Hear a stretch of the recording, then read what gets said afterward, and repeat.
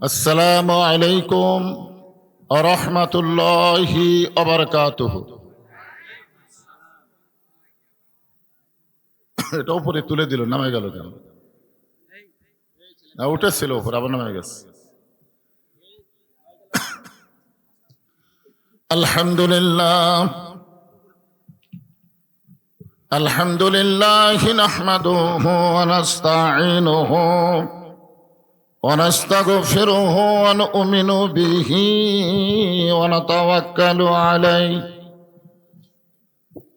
ওয়া নাউযু বিল্লাহি মিন শুরুরি আনফুসিনা ওয়া মিন সাইয়্যাতি আ'মালিনা।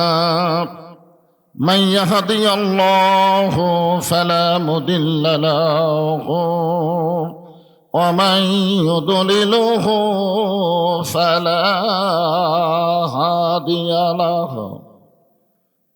সকলে জবান খুলে বলেন আশহাদু আল্লা ইলাহা ইল্লাল্লাহু ওয়াহদাহু লা শারীকা লাহু وأشهد أن محمدا عبده ورسوله الذي أرسل رسوله بالحق بشيرا ونذيرا وداعيا إلى الله بإذنه وسراجا منيرا. فقد قال الله تعالى في كلامه المجيد والفرقان الحميد।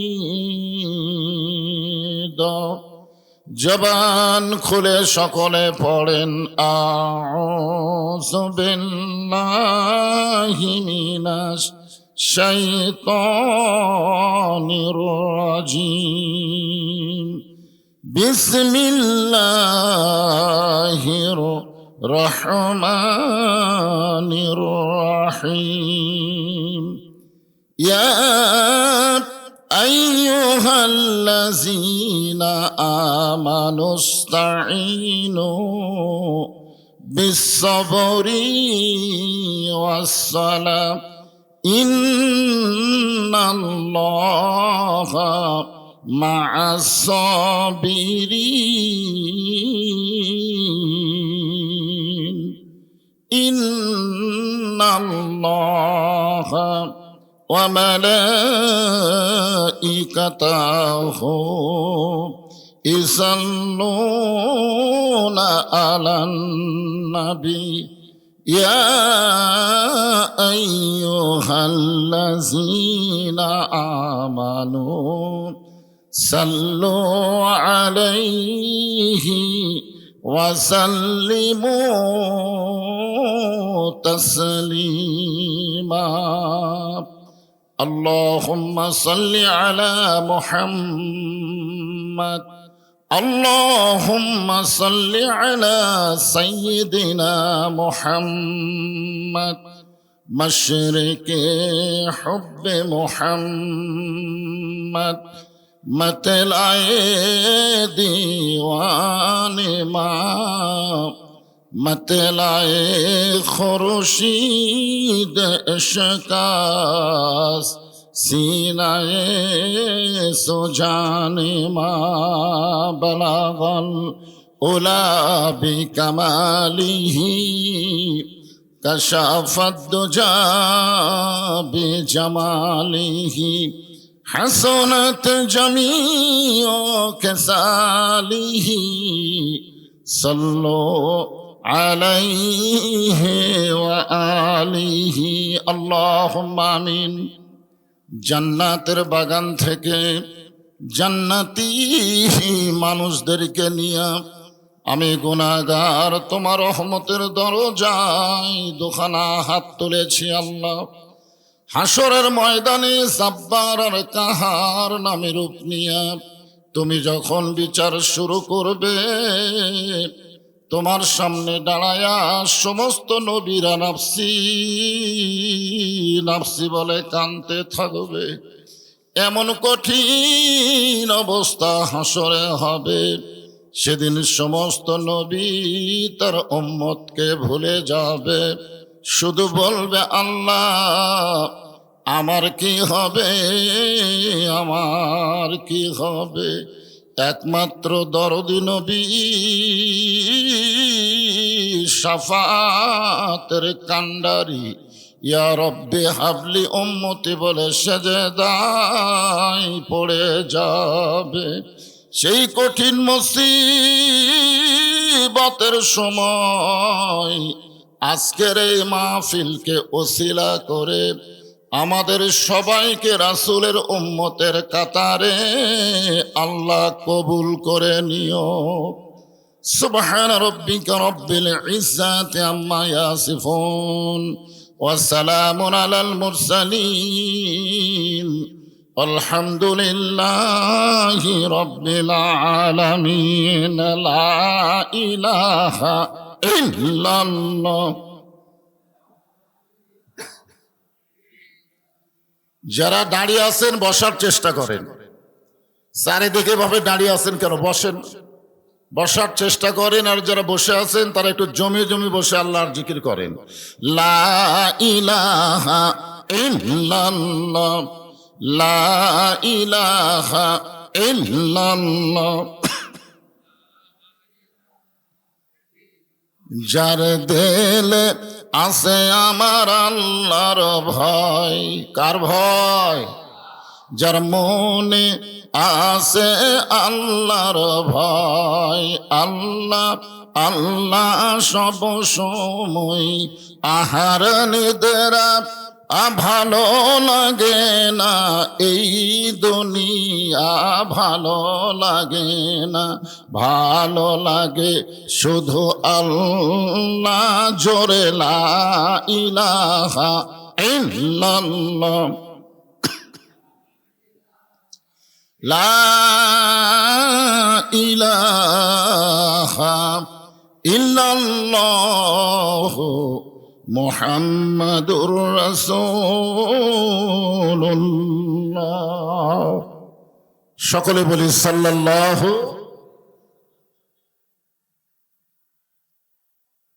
আলাইহি ওয়াসাল্লাম। দুবলাগাড়ি ঈদগাহ হাফেজি মাদ্রাসা ও জামে মসজিদের উন্নয়ন কল্পে জামে মসজিদ কমিটি কর্তৃক আয়োজিত আজকে ওয়াজ এবং দোয়ার মাহফিল। যখন হাসিনা ক্ষমতাটা ছিল, আসলে ক্ষমতার মালিক কে? তখন আমরা হেকমতের সাথে লিখতাম ওয়াজ এবং দোয়ার মাহফিল। আর ওয়াজ দোয়ার মাহফিল না, এখন সরাসরি হবে তাফসির মাহফিল। জোরে কোন কথা ঠিক কিনা? ওরা আবার তাফসির দেখলে মনে মনে চিন্তা করতো, না জানি কি হয়। তো যাই হোক, আজকের এই মাহফিলে আল্লাহ তাআলা যেনাকে সম্মানিত সভাপতির আসনে কবুল করেছেন, মোহাম্মদ আনোয়ার হোসেন রিপন ঠিকাদার, আজকের এই মাহফিলে সম্মানিত সভাপতিকে অন্তরের অন্তঃস্থল থেকে আমি শুভেচ্ছা জ্ঞাপন করছি। সম্মানিত সহ সভাপতি অনেকগুলোর নাম রয়েছে, সম্মানিত প্রধান অতিথি, সম্মানিত প্রধান মেহমান, দুইজনে আপনাদের অত্যন্ত পরিচিত মানুষ। একজন হলেন আলহাজ মোহাম্মদ জানে আলম খোকা, আমার মামা। মানুষ খোকা হলেও কিন্তু আমার মামা। আমাদের কাহালুতে ছোট বাচ্চারে খোকা কয়, খোকা। এখন মামার নাম তো আর খোকা নাই, বড় হয়ে গেছে আলহামদুলিল্লাহ। আজকের এই মাহফিলের সম্মানিত প্রধান মেহমান আমার ভাইজান আলহাজ মোহাম্মদ মাওলানা মোহাম্মদ দবিবুর রহমান। আমন্ত্রিত অতিথি আলহাজ মোহাম্মদ শফিকুল ইসলাম সহ সম্মানিত অতিথি যিনারা রয়েছেন সকলকেই অন্তরের অন্তঃস্থল থেকে আমি শুভেচ্ছা জ্ঞাপন করছি। সম্মানিত ওলামাই কেরাম, আপনাদের মাঝে মাঝে যে সমস্ত আলেম ওলামা বসে আছেন, আছে না নাই? মঞ্চে বিশিষ্ট আছেন। মাগরিবের নামাজের পর থেকে এত রাত পর্যন্ত কোরআন হাদিসের আলোকে অত্যন্ত গুরুত্বপূর্ণ আলোচনা করে আপনাদেরকে শোনাইছেন। আলেম ওলামা সহ আজকের এই মাহফিলের বক্তাগণকে অন্তরের অন্তঃস্থল থেকে আমি শুভেচ্ছা জ্ঞাপন করছি। এই মুহূর্তে আমার সামনে যারা বসে আছে, অনেকে জায়গা না পাওয়ার কারণে দাঁড়িয়ে আছেন। আমি কি বলবো, জায়গা না পাওয়ার কারণে ইচ্ছা করে পিছনে কি বসার পরিবেশ আছে? নাই। তো যাই হোক, যারা বসে আছেন এবং যিনারা দাঁড়িয়ে আছেন, আমি সকলকেই অন্তরের অন্তঃস্থল থেকে শুভেচ্ছা জ্ঞাপন করছি।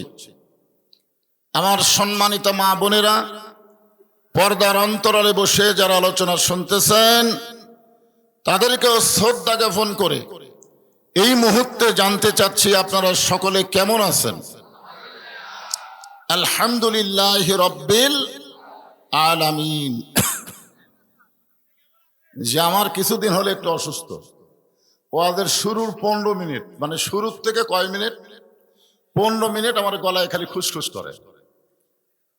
আমি কোনো কথাই মনে হয় বলতে পারবো না, কিন্তু গলাটা যখন গরম হয়ে যায় আর এই খুশখুশি থাকে না। দোয়া করবেন সবাই। চা তো আমি তেজে খাই না রে ভাই। আগে থেকে আমি একটা নিয়ম করেছি যে কোরআনের মাহফিলে চা সেই দিনে খাবো যেদিন আমার সামনে বসা শ্রোতারা 1 কাপ করে পাবে। তা আপনাদেরও ভাগ্যে চা নাই, আমারও খাওয়া নাই।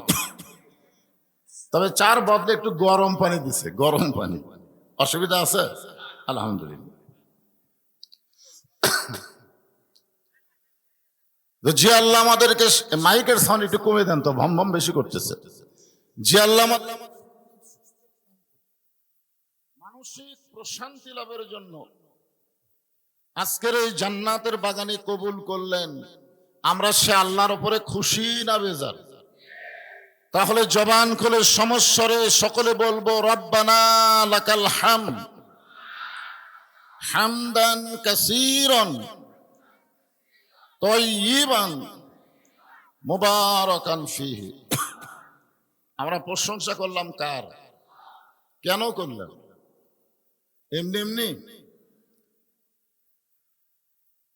আল্লাহর প্রশংসা করার বহু কারণের মধ্যে 1 নম্বর কারণ হলো আমাদেরকে আল্লাহ হিন্দু না বানায়া মুসলমান বানাইছে।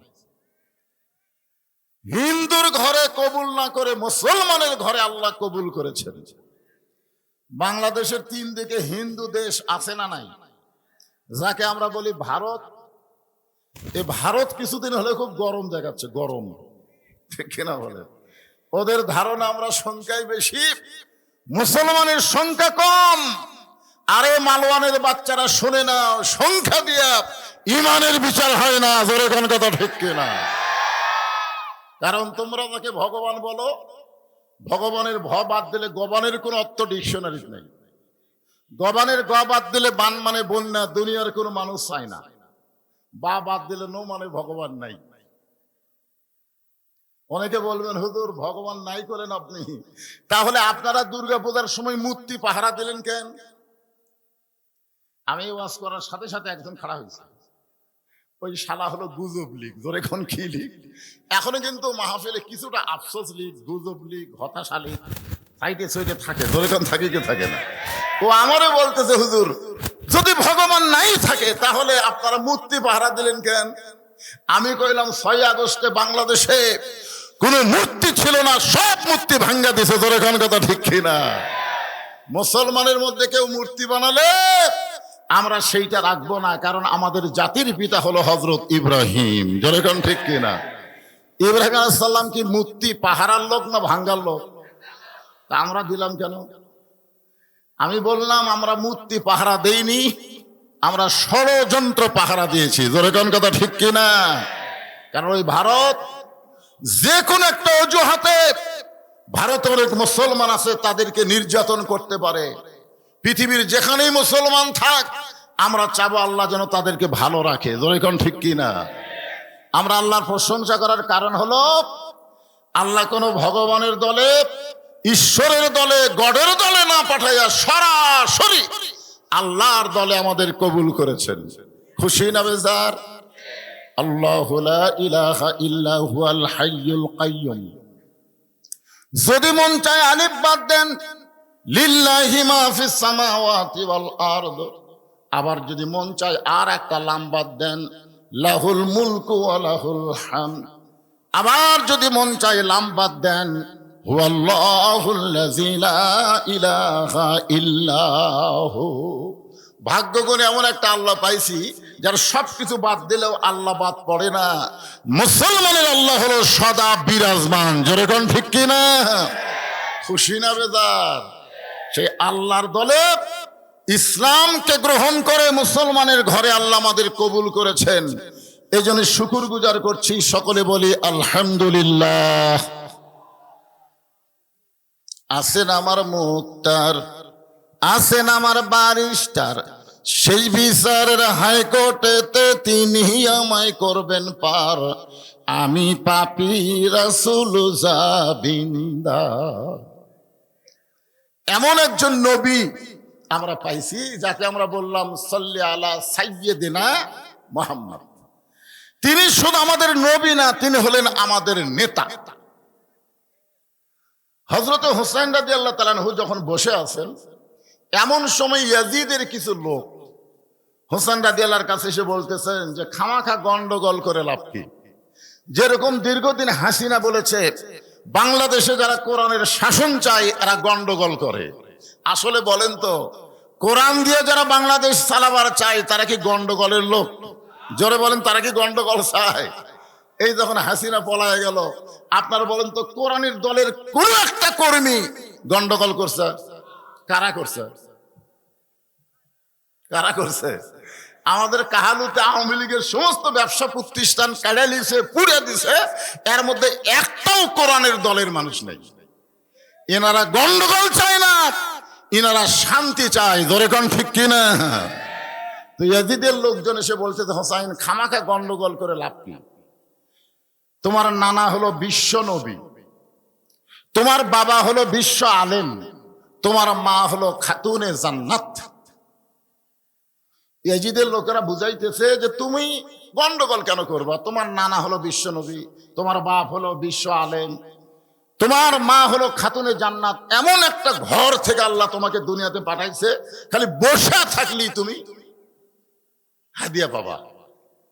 হাদিয়া হাদিয়া। আজকে বাংলাদেশে পীর সাহেবরা আছে না নাই?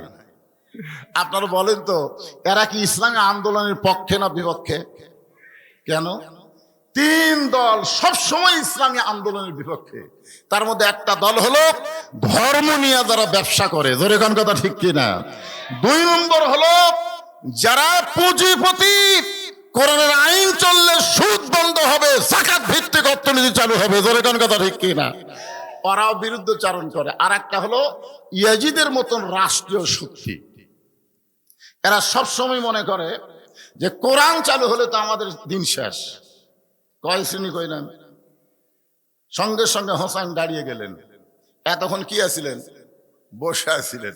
এবার দাঁড়িয়ে বললেন, রে ইয়াজিদের সামসারা। কার সামসা?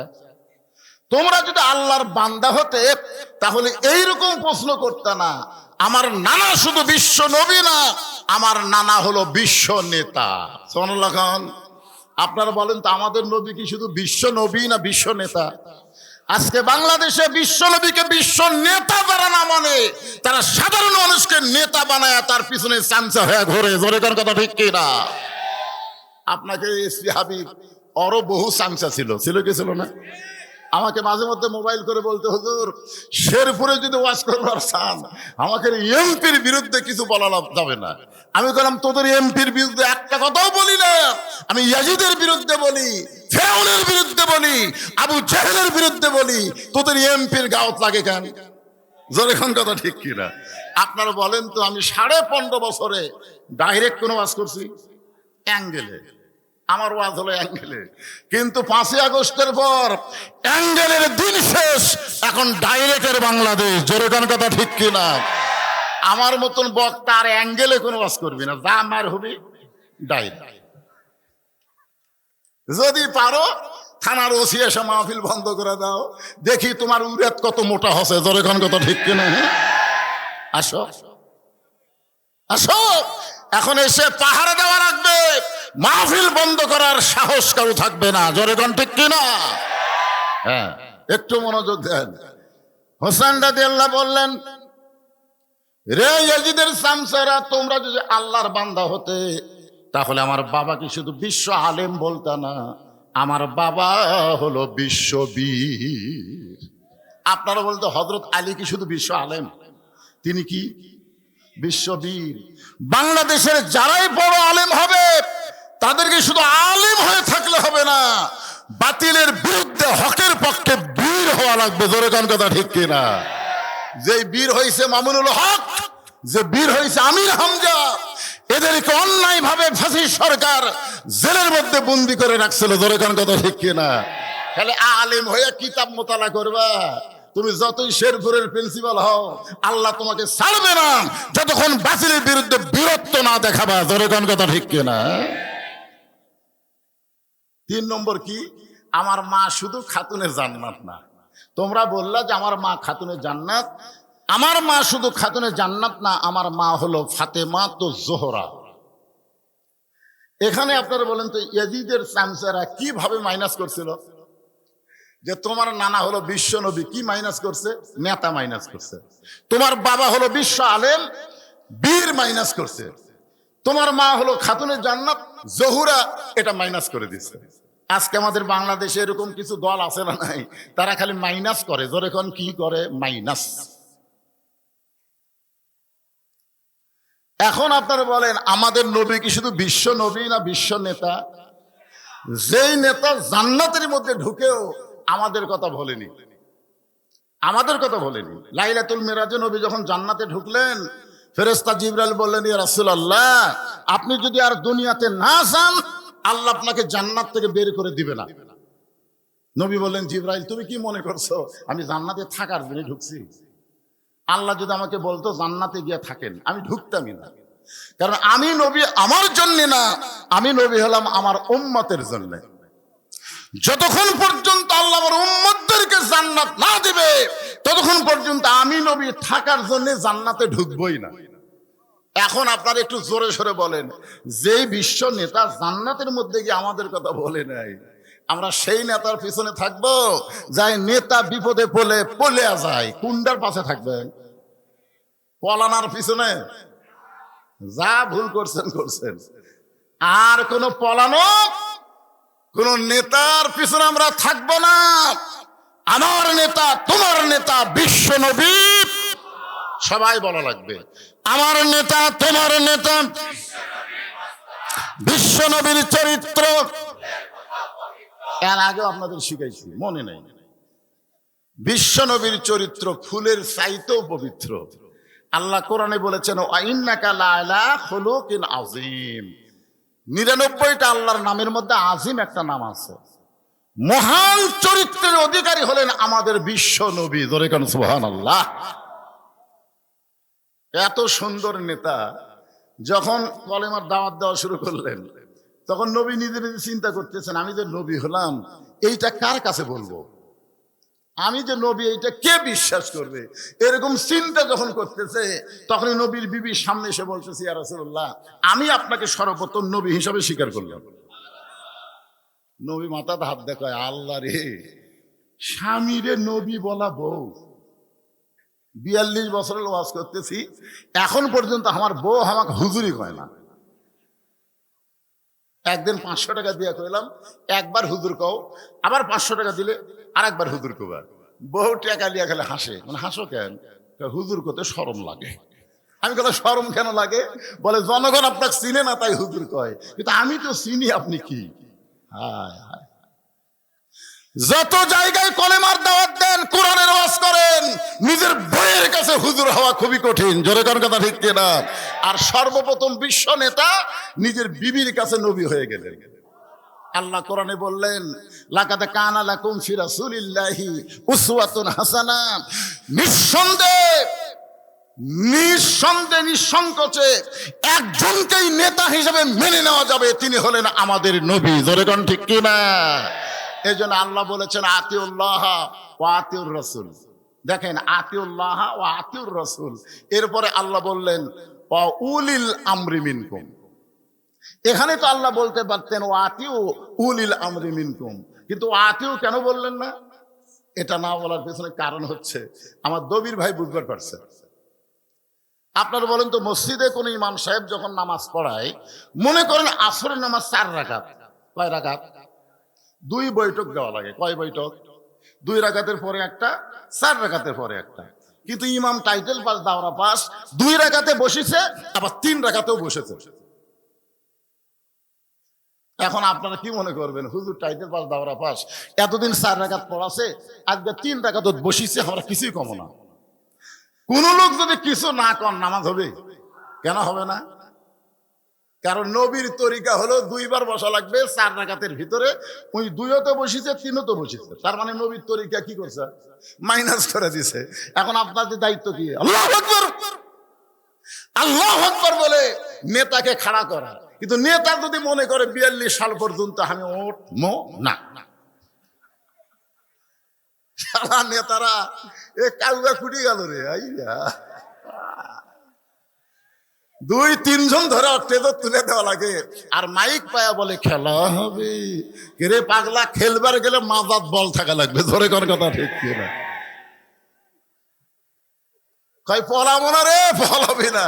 ফখরুলের বাড়ির নাকি যাবি?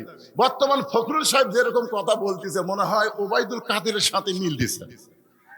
কারণ বিএনপির ফখরুল ইসলাম মাঝে মধ্যে খুব বেয়াসাইজা কথা বলতেছে। ধরে কোন কথা ঠিক কিনা? ইসকনকে নাকি নিষিদ্ধ করা যাবে না, ইসকনকে নিষিদ্ধ করা যাবে না।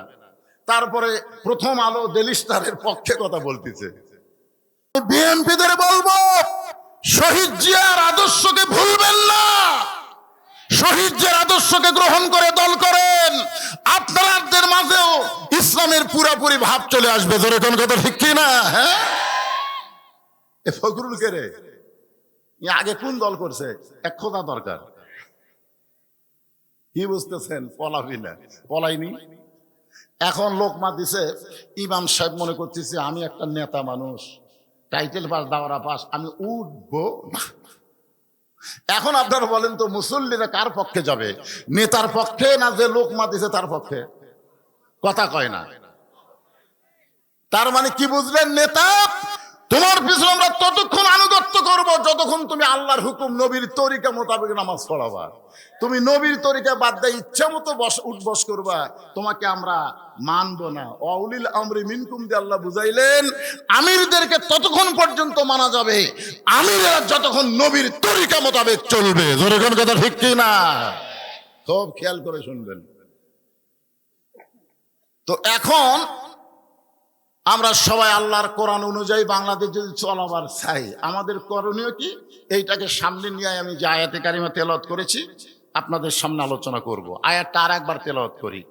ইয়া আইয়ুহাল্লাযীনা আমানুস্তাঈনু বিস-সাবরি ওয়াস-সালাহ ইন্নাল্লাহা মা'আস-সাবিরিন।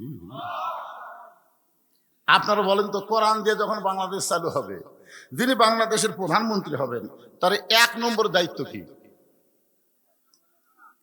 নামাজ পড়া না কায়েম করা? আল্লাহ কোরআনে বলতেছেন 4টা কাজ করা লাগবে। 4টার মধ্যে ওর 1 নম্বর আছে, আল্লাযীনা ইম্মাক্কান্নাহুম ফিল আরদ। মুসলমানের মধ্যে কাউকে যখন ক্ষমতার চেয়ারে দেওয়া হবে, তার 1 নম্বর দায়িত্ব হলো আকামুস সালাত, নামাজ কায়েম করা। আচ্ছা, সরকার যদি নামাজ কায়েম করে, তাহলে আমাদের ছেলেদের চরিত্র কেমন হবে? কয় ভোট দিবি? আপনারা বলেন তো, যারা একলাই 10টা ভোট দিছে, খুঁজলে দেখবেন ওই শালারা জুম্মার নামাজও পড়ে না। ধরে কথা রেখে না। কারণ আল্লাহ কোরআনে বলতেছেন ইন্নাস সালাতা তানহানিল ফাহশাই ওয়াল মুনকার, একমাত্র নামাজই পারে মানুষকে যাবতীয় খারাপি থেকে, অশ্লীলতা থেকে বাঁচায় দিতে। ধরে কেন সুবহানাল্লাহ। তাহলে সরকারের দায়িত্ব কি? নামাজ কায়েম করা। আমাদের ছেলেগুলো যদি নামাজ ধরে, ওর কাছে যতই 4G 5G মোবাইল থাক, ওই অকাম করবি না। করবার গেলেই মনে হবে কেউ না দেখলেও তোমাকে আল্লাহ দেখতেছে রে। সুবহানাল্লাহ কোন না? সেই নামাজকে নিয়ে আজকের আলোচনা হবে। আমার মা বোনের যারা পর্দার অন্তরে বসে আছেন, আপনারাও মনোযোগ দিয়ে শুনবেন। 1 নম্বর হলো নামাজ। আল্লাহ বলতেছেন যদি তোমরা কিছু পাবার চাও তাহলে ধৈর্য আর নামাজের ভিতর দিয়া চাও। নামাজ শুধু পড়লে হবে না, সেই নামাজের মধ্যে ধৈর্যের শিক্ষা নেওয়া লাগবে। একটু মনোযোগ দিয়ে শুনবেন।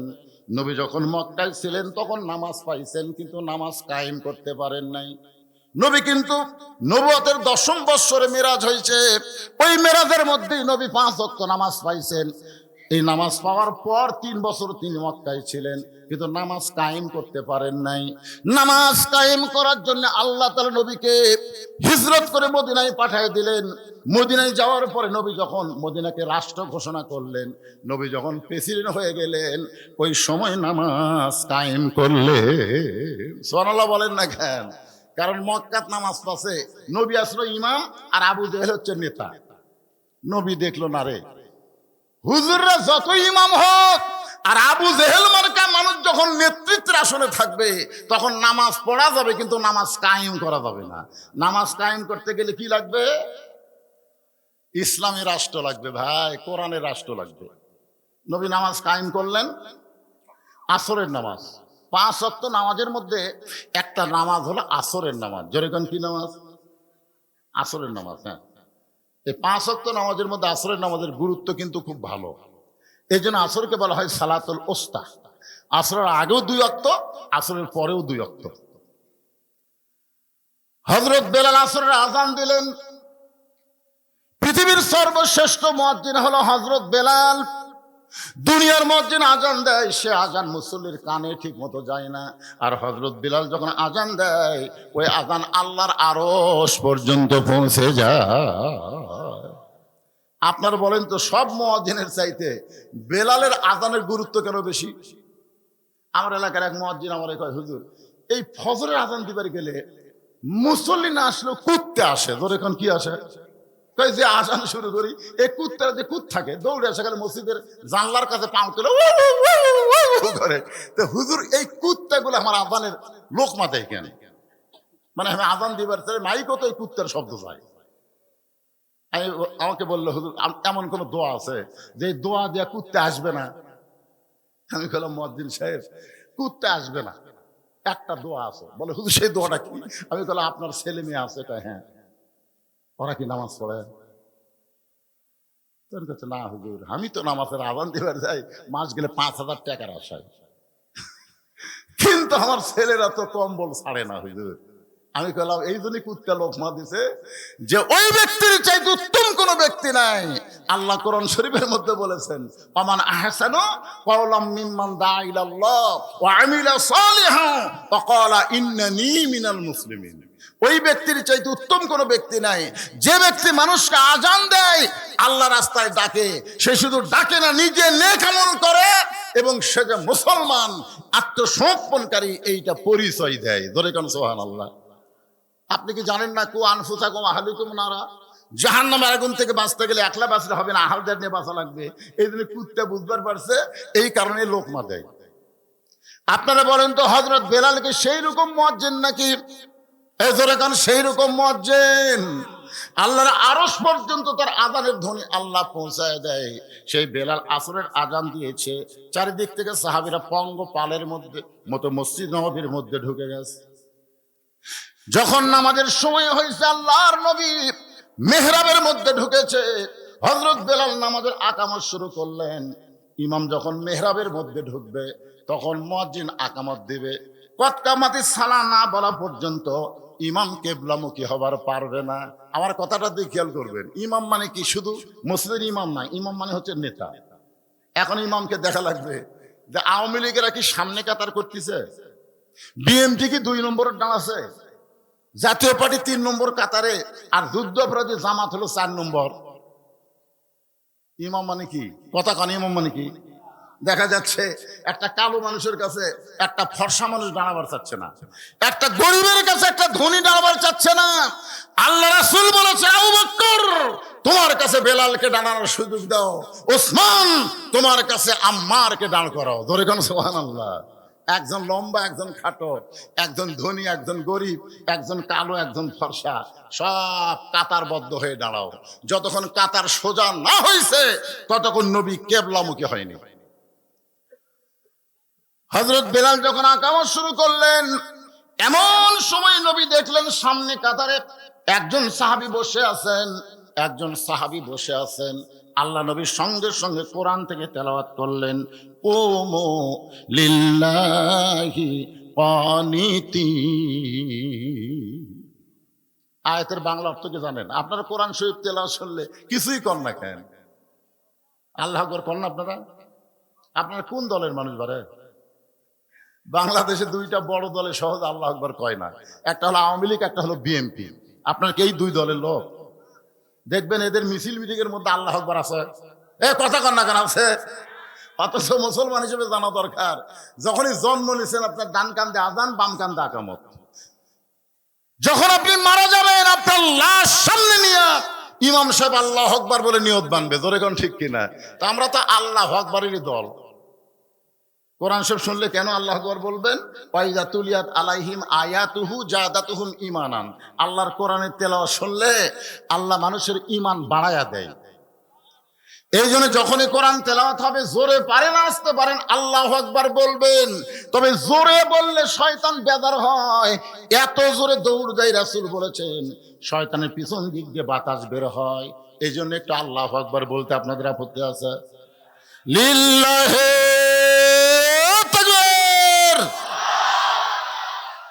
আল্লাহ নবী বললেন কুমু লিল্লাহি কানিতিন, দাঁড়াও। কতকামাদের সালা বেলাল বলতেছে, এরপরও তুমি সামনে কাতারে বসে আছো কেন? দাঁড়াও।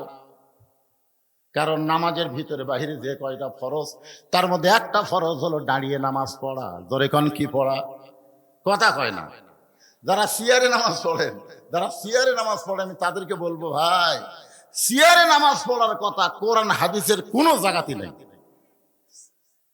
আপনি পারলে বসে পড়েন, যদি দাঁড়াবার না পারেন বসে পড়েন, না যদি পারেন শুয়ে থেকে পড়েন, তাও সিয়ারে বসা যাবে না। কারণ কুমু লিল্লাহি কানিতিন, কানিতিন শব্দের অর্থ হচ্ছে পরিপূর্ণ আনুগত্য।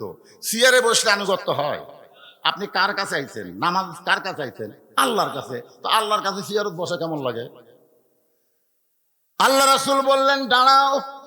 সাহাবী বললেন, ইয়া রাসূলুল্লাহ, হযরত বেলাল যখন আকামত শুরু করেছে এমন সময় আমি দাঁড়াবার চাই, কিন্তু আমার দেহে এত দুর্বল হয়ে গেছে, আজকে 3 দিন হয়ে গেল আমার দেহের মধ্যে কোনো খাবার পড়ে নাই। এই না খাওয়ার কারণে আমি এত দুর্বল হয়ে গেছি। ইয়া রাসূলুল্লাহ, আমি দাঁড়াবার চাই কিন্তু দাঁড়াবার পারতেছি না।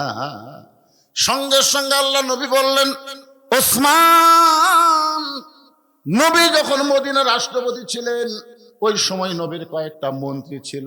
ধর্মমন্ত্রীর নাম হলো আবু বকর। জোরে কোন ধর্মমন্ত্রীর নাম কি? সবাই একটু হোহা করেন। ধর্মমন্ত্রীর নাম কি? আইনমন্ত্রী হলেন হযরত উমর, আইনমন্ত্রী হলেন হযরত উমর, আর শিক্ষামন্ত্রী হলেন হযরত আলী, আর অর্থমন্ত্রী হলেন ওসমান গনি। আমি এখানে কয়টা মন্ত্রীর নাম করলাম? 1 নম্বর হলো ধর্মমন্ত্রী, নাম কি? আবু বকর। আইনমন্ত্রী ওমর। আর বাংলাদেশের আইনমন্ত্রী শালা নৌকা ধরা পড়ছে পারে, যে নৌকা নৌকা সারা জীবন করলো, ওই নৌকা ওকে কাল হয়ে গেল। ধরে কর কথা ঠিক কিনা? লঙ্গি পরে এক 60 জবাব দেওয়া। যখন ধরলো, ধরার পর নিয়ে যাচ্ছে, তখন চোখ টেরা করে, কি রে? কেউ চিনবার পারতেছে না, কারণ দাড়ি কামাছে, মাথাত কলপ দিছে। চিনবি কে?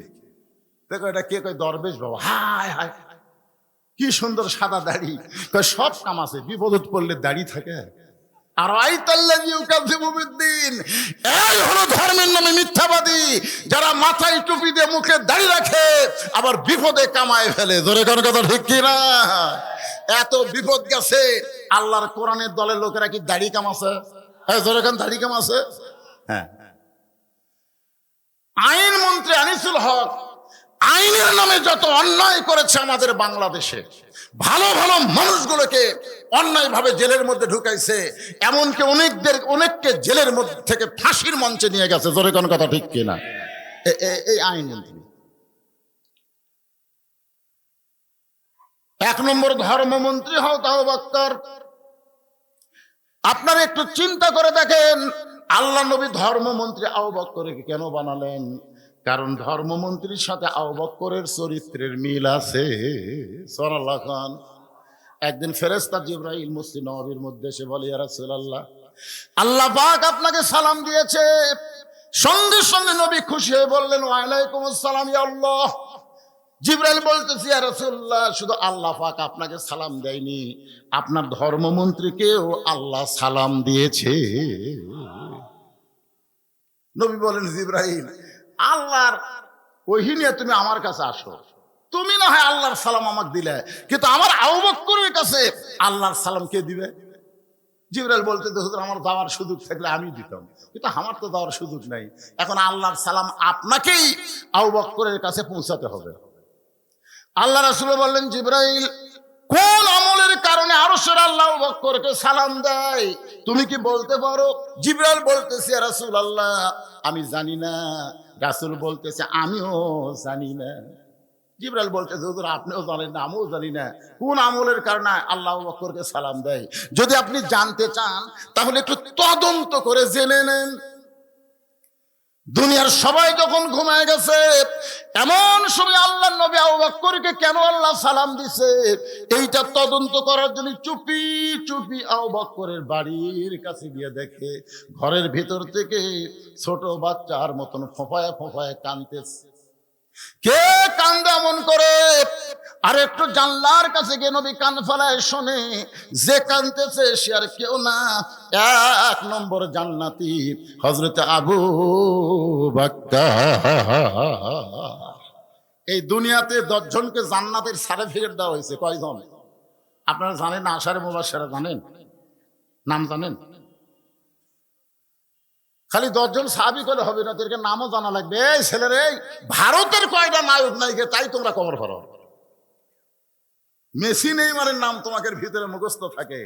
আর আশারে মুবাশশারা ইমাম মালিক বলেছেন, এই 10 জন সাহাবীর নাম সবসময় যারা মুখস্থ বলতে পারবে, ওই ব্যক্তিরা যখন মৃত্যুর বিছানায় দুর্বল হয়ে পড়বে, এই 10টা সাহাবীর রুহানি তাওয়াজ্জুহ আল্লাহ তার প্রতি নাজিল করে ঈমানের কলেমা তার মুখে আল্লাহ জারি করে দিবে। কয়জন? নাম কোন?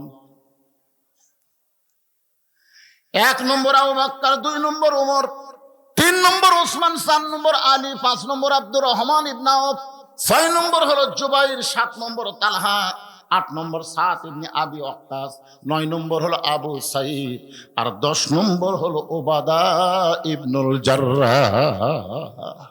আল্লাহ রাসূল বলেছেন, আমার সমস্ত উম্মতের নেকি যদি এক পাল্লায় দেওয়া হয়, আর আবু বকরের 1 রাতের নেকি যদি অন্য পাল্লায় দেওয়া হয়, সমস্ত উম্মতের নেকির চাইতে আবু বকরের নেকির ওজন বেশি হবে। সেই মানুষ কাঁদতেছে। আশ্চর্য! কে রে, সবাই ঘুম পাড়ে, আমার আবু বকর এমন করে কান্দে কেন? নবী কিছুই বললেন না। ফজরের নামাজ পর সালাম ফিরাই নবী সাহাবীর দিকে মুখ ঘুরালেন। নবী মুখ ঘুরাই দেখে আবু বকরের চোখ 2টা রক্তের মতন লাল। রাসূল বলে, আবু বকর, তোমার সঙ্গে আমার গোপন কিছু গল্প আছে। যেই মাত্র রাসূল বলেছেন তোমার সঙ্গে আমার গোপন কিছু গল্প আছে, সমস্ত সাহাবীরা মসজিদ থেকে বের হয়ে যাচ্ছে। জোরে কোন সুবহানাল্লাহ। যেই বলছে তোমার সঙ্গে আমার গোপন কিছু গল্প আছে, সাহাবীরা বুঝতেছে যে আমরা থাকলে তো আর গোপন গল্প হবে না। এই জন্য সব সাহাবী মসজিদ থেকে বের হয়ে যাচ্ছে। নেতা কারে কয় চিন্তা করেন। এখন যদি ইমাম সাহেব বলে, মুয়াজ্জিন সাহেব তোমার সঙ্গে আমার গোপন কিছু গল্প আছে, তখন মুসল্লিরা বলবে, হুজুর তাহলে মুয়াজ্জিন কে লিয়ে আপনি বেড়া যান, আপনি বেড়া যান। কারণ বেতন দিয়ে ইমাম থতে তো নেতাগিরি মানে না, জোরে কোন কথা ঠিক কিনা? এখনকার কত ইমাম মসজিদের মুতুল্লির চামচা হচ্ছে। একটু মনোযোগ দেন। যেই মাত্র নবী বলেছেন আবু বকর তোমার সঙ্গে আমার গোপন কিছু গল্প আছে, সঙ্গে সঙ্গে সমস্ত সাহাবীরা বাহিরে চলে গেছে। আল্লাহ নবী বলেন আবু বকর তুমি কি বলতে পারো এমন কি আমল করেছো যে আমল করার কারণে আরশের আল্লাহ তোমাকে সালাম দেয়? যেই কইছে আবু বকর ঠাস করে পড়ে গেছে। রাসূল বলতেছে আরশের আল্লাহ তোমাকে সালাম দেয়। এই কথা শোনার পরে তুমি খুশি হবা, এমন করে কাঁদতে কাঁদতে পড়ে গেলে। আবু বকর বলে হুজুর আমি জানি না হুজুর, এই অধমের এমন কি আমল যে আমলের কারণে আল্লাহ আমাকে সালাম দিল, আমি তো জানি না হুজুর। আজকে আমার এমপি সালাম দেয়, এই প্রধানমন্ত্রী হাসিনা মাঝে মধ্যে সালাম দেয় না? একদিন একটা নম্বর থেকে আমাকে সালাম দিল, আমি প্রধানমন্ত্রী আপনাকে সালাম দিচ্ছি। আমি কই ওয়ালাইকুম আসসালাম, আমারটা শোনে না, খালি কই আই ভাই ভাই কি খুশি রে, প্রধানমন্ত্রী আমাকে সালাম দিয়েছে, আল্লাহ সালাম দিয়েছে। এইটা শোনার পর আবু বকর যখন পড়ে যায়, এমন সময় নবী আবু বকরের কপালে চুমা দিয়ে বলে আবু বকর আমার কাছে গোপন করো না বাজান, এমন কি আমল করার কারণে আরশের আল্লাহ তোমাকে সালাম দেয়? আবু বকর বলে রাসূলুল্লাহ আপনি যখন জানতে চান তাহলে শোনেন। সবাই যখন ঘুমায় যায় তাহাজ্জুদের নামাজের সময় আমি চেতন পাই, আমি তাহাজ্জুদের নামাজ আদায় করে ফজরের নামাজের একটু সময় বাকি থাকে, ওই সময়ের ভিতরে আমি আল্লাহর মুরাকাবায় যখন নিজকে ডুবাই দিলাম, এমন সময় কে যেন বলতেছে আজকে হাসরের ময়দানে সবাই জাহান্নামে যাবে, সবাই জান্নাতে যাবে, শুধু একজন ব্যক্তি যাবে জাহান্নামে। আজকে হাসরের ময়দানে সবাই জান্নাতে যাবে, শুধু একজন ব্যক্তি যাবে জাহান্নামে। আবু বকর বলে আমার এত ভয়, ওই একজন ব্যক্তি যদি আবু বকর হয়। সঙ্গে সঙ্গে নবী আবু বকরকে বুকের মধ্যে নিয়ে বলতেছে ইন্না আকরামাকুম ইনদাল্লাহি আতকাকুম, যার কলিজার মধ্যে আল্লাহর যত বেশি ভয় তার জন্য আরশের আল্লাহর সালাম হয়। এখন বলেন ধর্মমন্ত্রী হিসেবে আবু বকর কেমন? নামে ঠিক আছে তো? আইনমন্ত্রী হিসেবে হযরত ওমর কেমন? ভালো। দেখুন কেমন আইন তার মধ্যে, লম্বা জুব্বা পরে খুতবা দিচ্ছে, অর্ধ পৃথিবীর খলিফা। আইন কারে কয় একটু দেখেন। মাঝখান থেকে এক সাহাবী দাঁড়িয়ে বলতেছে আমিরুল মুমিনিন আমাকে খাটো পাঞ্জাবি দিয়ে আপনি লম্বা জুব্বা পরে খুতবা দেন, যতক্ষণ পর্যন্ত আপনার লম্বা জুব্বার ওয়াজ না করবেন আপনার কোনো ওয়াজ আমরা শুনবো না, কোনো খুতবাই শুনবো না। ওমর ফারুকের চোখ দিয়ে দর দর করে পানি পড়তেছে। এমন সময় আব্দুল্লাহ ইবনে ওমর ফারুকের সন্তান বাবার পাশে দাঁড়ায় বলে রে নবীর সাহাবীরা, আমার বাবার লম্বা জুব্বা দেখে তোমরা বাবার খুতবা শুনবা না? তোমরা কি জানো আমার বাবার জুব্বা লম্বা হওয়ার কারণ কি? তোমরা লক্ষ্য করে দেখো, খাটো পাঞ্জাবি হলেও তোমরা নতুন কাপড় পরে আইছো, কিন্তু আমার পরে নতুন কোনো কাপড় নাই। ওসমান গনি বলে আব্দুল্লাহ আজকে জুমার দিনে সবাই নতুন কাপড় পরেছে, তুমি কেন নতুন কাপড় পরো নাই? আব্দুল্লাহ বলতেছে ওই আইনের মানুষটাকে জিজ্ঞাসা করো, এই আইনের মানুষটাকে জিজ্ঞাসা করো।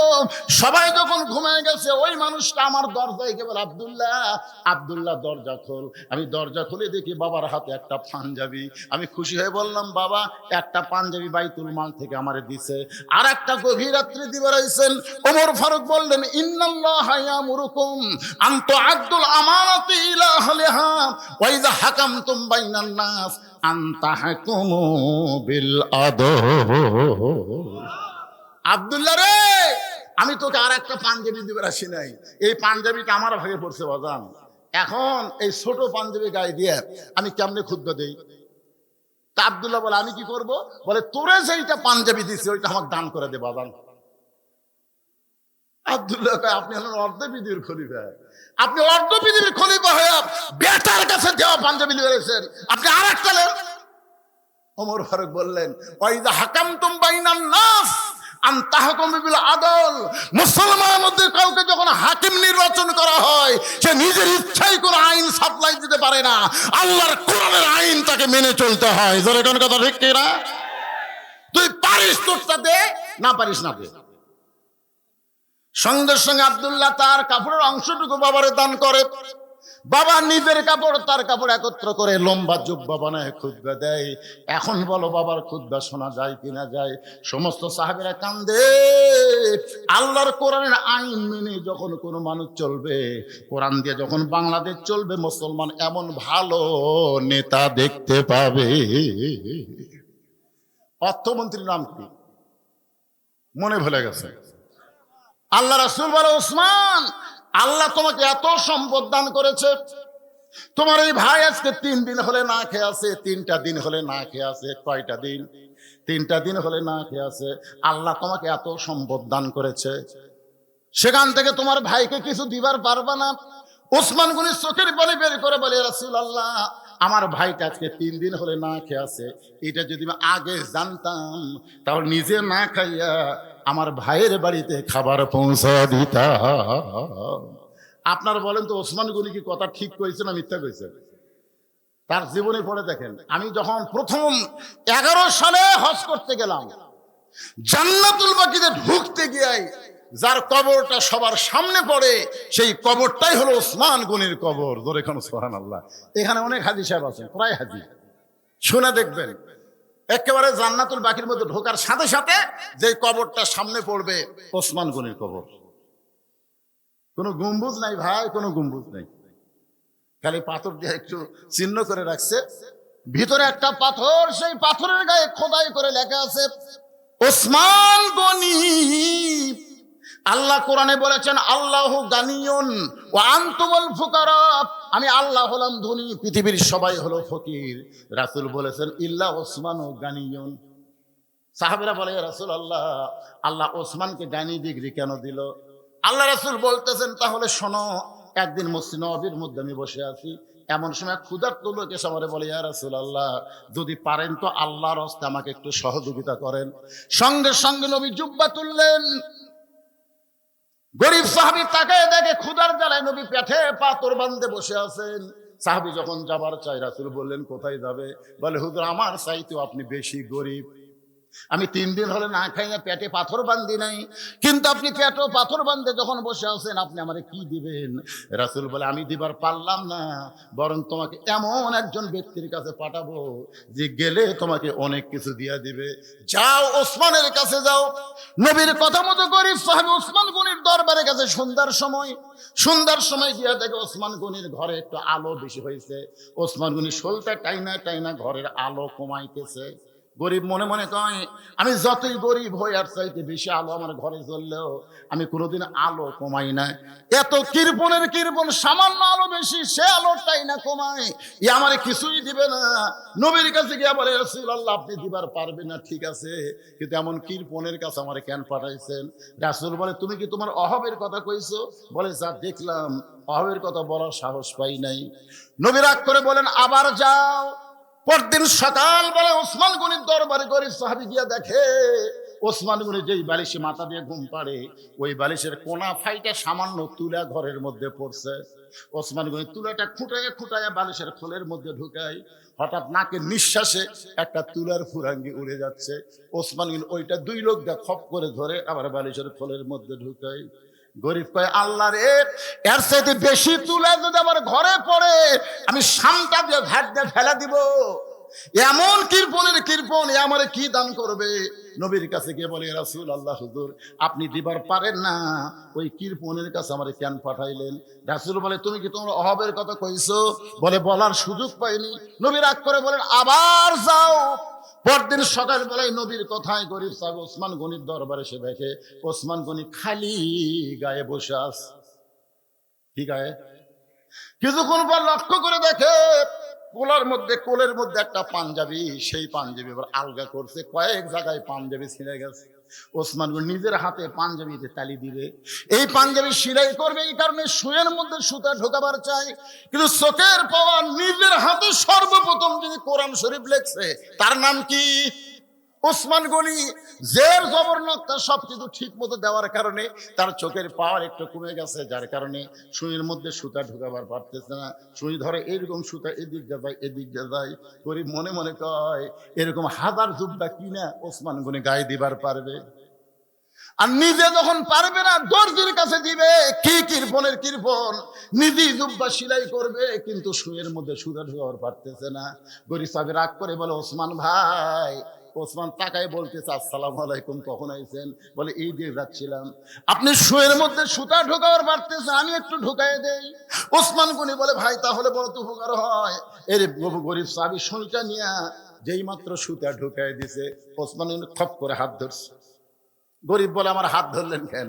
বলে, তুমি আমার সুয়ের মধ্যে সুতা ঢুকায়া আমাকে ছেঁড়া পাঞ্জাবি সেলাই করার সুযোগ করে দিলে, এর বিনিময়ে তুমি কি চাও? গরিব মনে মনে করে, যে দেখা 3 বার দেখছি, এর মতন কিরপন দুনিয়াতে নেই, কি দিবে? গরিব রাগ করে বলতে, হাত খালি ছেড়ে দেন, আমি চলে যাই। ওসমান গনি বলতে, ভাইজান এত বড় উপকার করেছো, তোমাকে খালি তো জবাব দেব না, বলো তুমি কি চাও? গরিব বলতেছে, আমার কোনো কিছুর দরকার নাই। ওসমান গনি ডাক দে বলে, ম্যানেজার। ম্যানেজার বলে, হুজুর আমারে ডাকলেন কেন? বলে, ডাকার কারণ হলো এই ব্যক্তি আমার সিরা পাঞ্জাবি সেলাই করতে গিয়া আমার সুয়ের মধ্যে সুতা ঢুকায় দিছে, এর বিনিময় 100 উট একে দিয়া দাও। গরিব বলে, হুজুর কি কইলেন? এই সামান্য সুয়ের মধ্যে সুতে ঢুকাই দিলাম, তার কারণে 100 উট দিবেন। ওসমান গরিবের ম্যানেজার, এই গরিব ভাইকে 200 উট দিয়া দাও। গরিব বলে, হুজুর কি বলেন? সামান্য সুয়ের মধ্যে সুতা ঢুকাইলাম, 200 উট দিবেন। ওসমান বলে, ম্যানেজার ফার্মে কত উট আছে? বলে, 2000-এর বেশি। বলে, সব উট আমার ভাইকে দিয়া দাও। গরিব চিল্লায় বলে, হুজুর আর বাড়াবেন না, আর বাড়াবেন না। সামান্য সুয়ের মধ্যে সুতা ঢুকাইলে আপনি আমার 2000-এর বেশি উট দিবেন কেন? তাহলে পরপর 3 বার আমি কি দেখলাম? ওসমান বলে, ভাই কি দেখছো? বলে, প্রথম দেখছি ঘরে আলো বেশি, বলে আলো আপনি সলতে টাইনা টাইনা ঘুমাইলেন। তারপরে দেখলাম আপনি বালিশ ফাইটা তুলে পড়ে গেছে, ওই তুলা খুঁড়ে খুঁড়ে বালিশের খোলের মধ্যে ঢুকালেন। তারপরে দেখলাম সিরা পাঞ্জাবি সেলাই করবেন, কিন্তু সুয়ের মধ্যে সুতা ঢোকাবার পারতেছেন না। ওসমান কান্দের বলে, ভাই তুমি 3 বার যেইটা দেখেছো তার নাম হলো দুনিয়া। তুমি 3 বার যেইটা দেখেছো তার নাম কি? আর তোমার 2000 উট দিলাম, এইটা হলো আখিরাত। কারণ দুনিয়ার আলোর ওসমানের দরকার নাই, দুনিয়ার ভালো বালিশের দরকার ওসমানের নাই, এই দুনিয়ার ভালো জুব্বার দরকার ওসমানের নাই। ওসমান হলো আখিরাতের কাঙ্গাল। তোমাকে 2000 উট দিয়া ওসমান আখিরাতে পাবার আশা।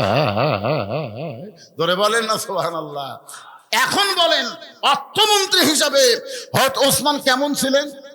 জোরে বলেন। নবী ডাকলেন, ওসমান তোমার ভাই আজকে 3 দিন হলে না খেয়ে আছে, এত সম্পদ আল্লাহ তোমাকে দান করেছে, সেখান থেকে তোমার ভাইকে তুমি কিছু দিয়া দাও। ওসমান বলে, হুজুর আমার কোন আপত্তি নাই, এমন দেওয়া দিব আর যেন কোনোদিন না খেয়ে থাকা না লাগে। ধরে কর না সুবহানাল্লাহ। নবী খুশি হয়ে বলেন, এই আজকের দিনে বসে থাকে নামাজ পড়ো, আজকে বসে থাকায় নামাজ পড়ো।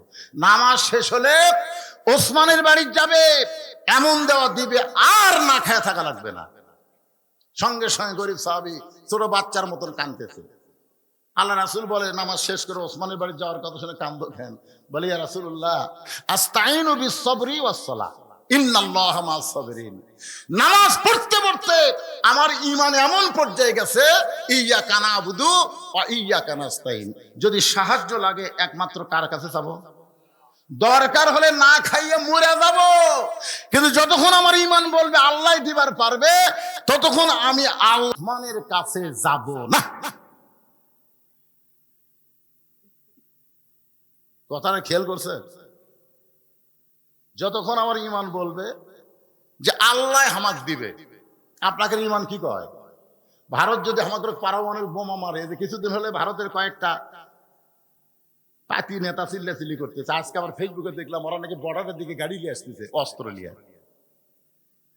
দেখেন আজকে, আপনারা তো মুরব্বী মানুষ, ছেলে ফেলে তারা মাঝে মাঝে ফেসবুকে দেখে। আজকে দেখলাম যারা শত শত গাড়ি বাংলাদেশের বর্ডারের কাছে আসতেছে, ওই হাসিনা রক্ষা করার জন্য গোটা বাংলাদেশ নাকি এরা শেষ করে দিবি, জয় শ্রীরাম করছে আর সামনের দিকে আসতেছে। আমি কইলাম, মালওয়ানের যা, তোরকে পাওয়ার যে কি আমি নিজের চোখে দেখছি। আমি কাজীপুর পৌর শহরের মধ্যে গাড়ি থিয়া নদীর ওই পারে আমার মাঝনা বাড়ি মাহফিল, আমাকে বললো, হুজুর গাড়ি তো আপনার ওখানে যাবে না, নৌকা যাওয়া লাগবে। এমন একটা বড় নৌকা, 100 যাত্রী নৌকার ভিতরে। নৌকা যখন নদীর মাঝখানে, এমন সময় আসমানে কালো মেঘ করে একটা বাতাস শুরু হলো। যেই বাতাস শুরু হলো, ওই নৌকার মধ্যে 2টা হিন্দু ছিল। জোরে কান কি ছিল? ওই 2টা হিন্দু আমার কাছে আসলো। আজকে হুজুর আসমানে কালো মেঘ করে যে বাতাস শুরু হচ্ছে, কিছু করেন? আমি বললাম, কি করবো ভাই? বলে, হুজুর আজান দেন। আমি কইলাম, কে রে ভগবানের জাত, তোরা মুসলমান আজান কেমনে বুঝি? হুজুর আমাদের বাড়ি হলো মুসলমান এলাকা, এরকম বিপদ যখন আসে আমরা ভগবান ভগবান করে মুখের ফ্যানটা তুলি, কাম হয় না। কিন্তু ওই মসজিদের মুয়াজ্জিন একবার আজান দিলে কমে যায়, 2বার দিলে ভালো হয়। হুজুর আজান দেন হুজুর। আমি বললাম, তোকে ভগবান কি কর হুজুর? ভগবান কোনোদিন সব জাগাত, ভগবান জাগাত, আর মুসলমানের আল্লাহ হলো সব জাগাত। জোরে কোন ঠিক কিনা? তোরা ভগবানের জায়গা ছেড়ে আল্লাহর জায়গাতে আসলে ফেরত যাওয়ার পারবো? খালি আসিয়া দেখ, খালি আসিয়া দেখ।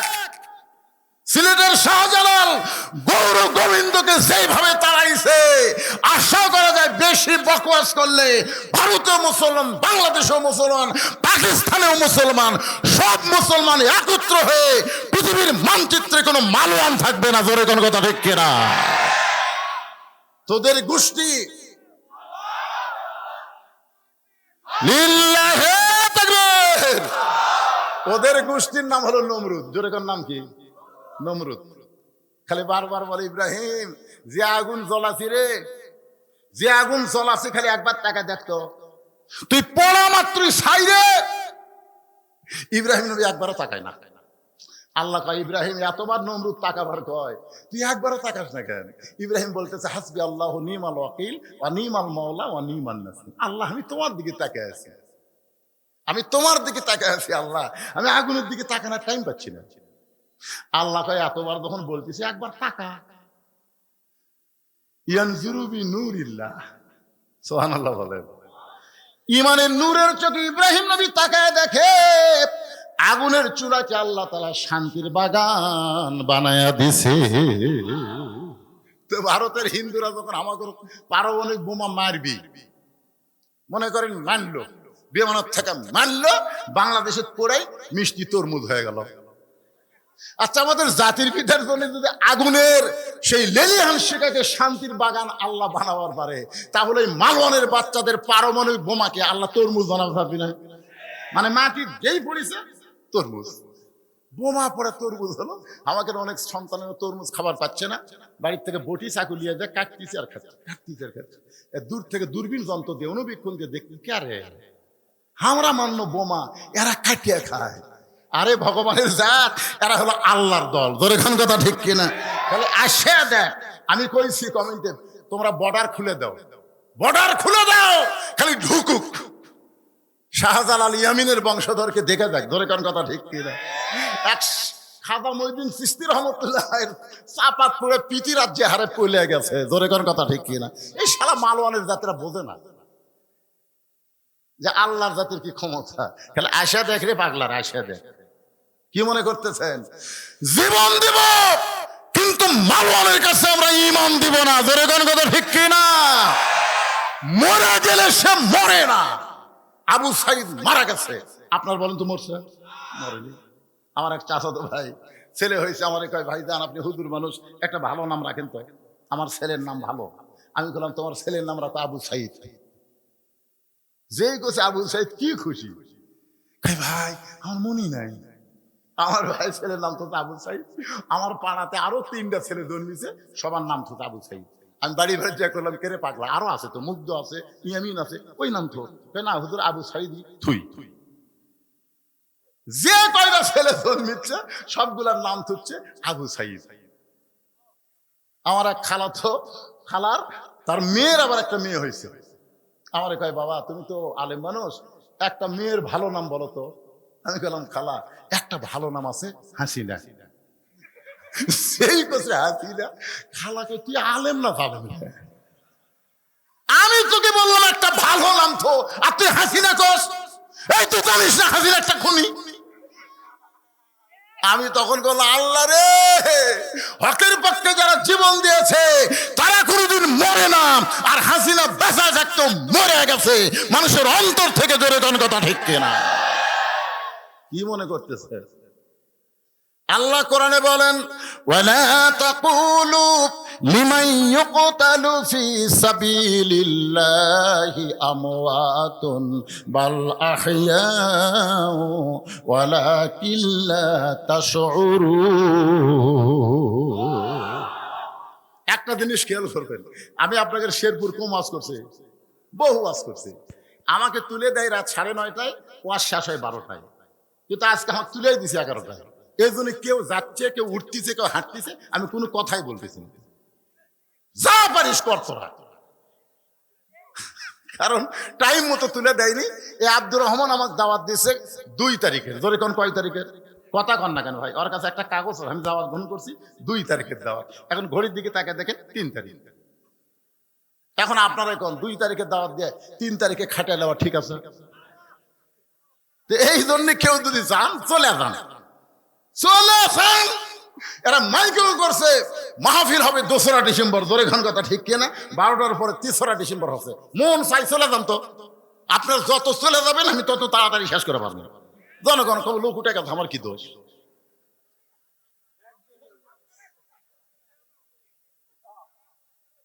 না না না, যাচ্ছে তো, হয়েছে দেখেন, অন্য কাজে যাচ্ছে।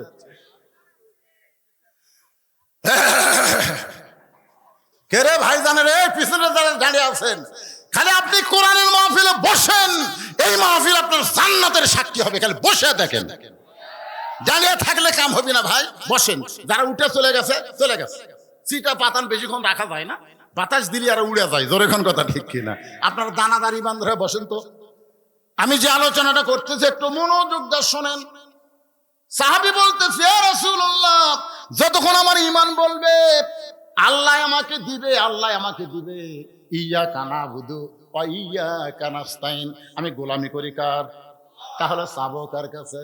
যতক্ষণ আমার ঈমান বলবে আল্লাহ আমাকে দিবে, দরকার হলে না খাইয়া মরে যাব, কিন্তু আল্লাহ ছাড়া ওসমানের কাছে আমি যাব।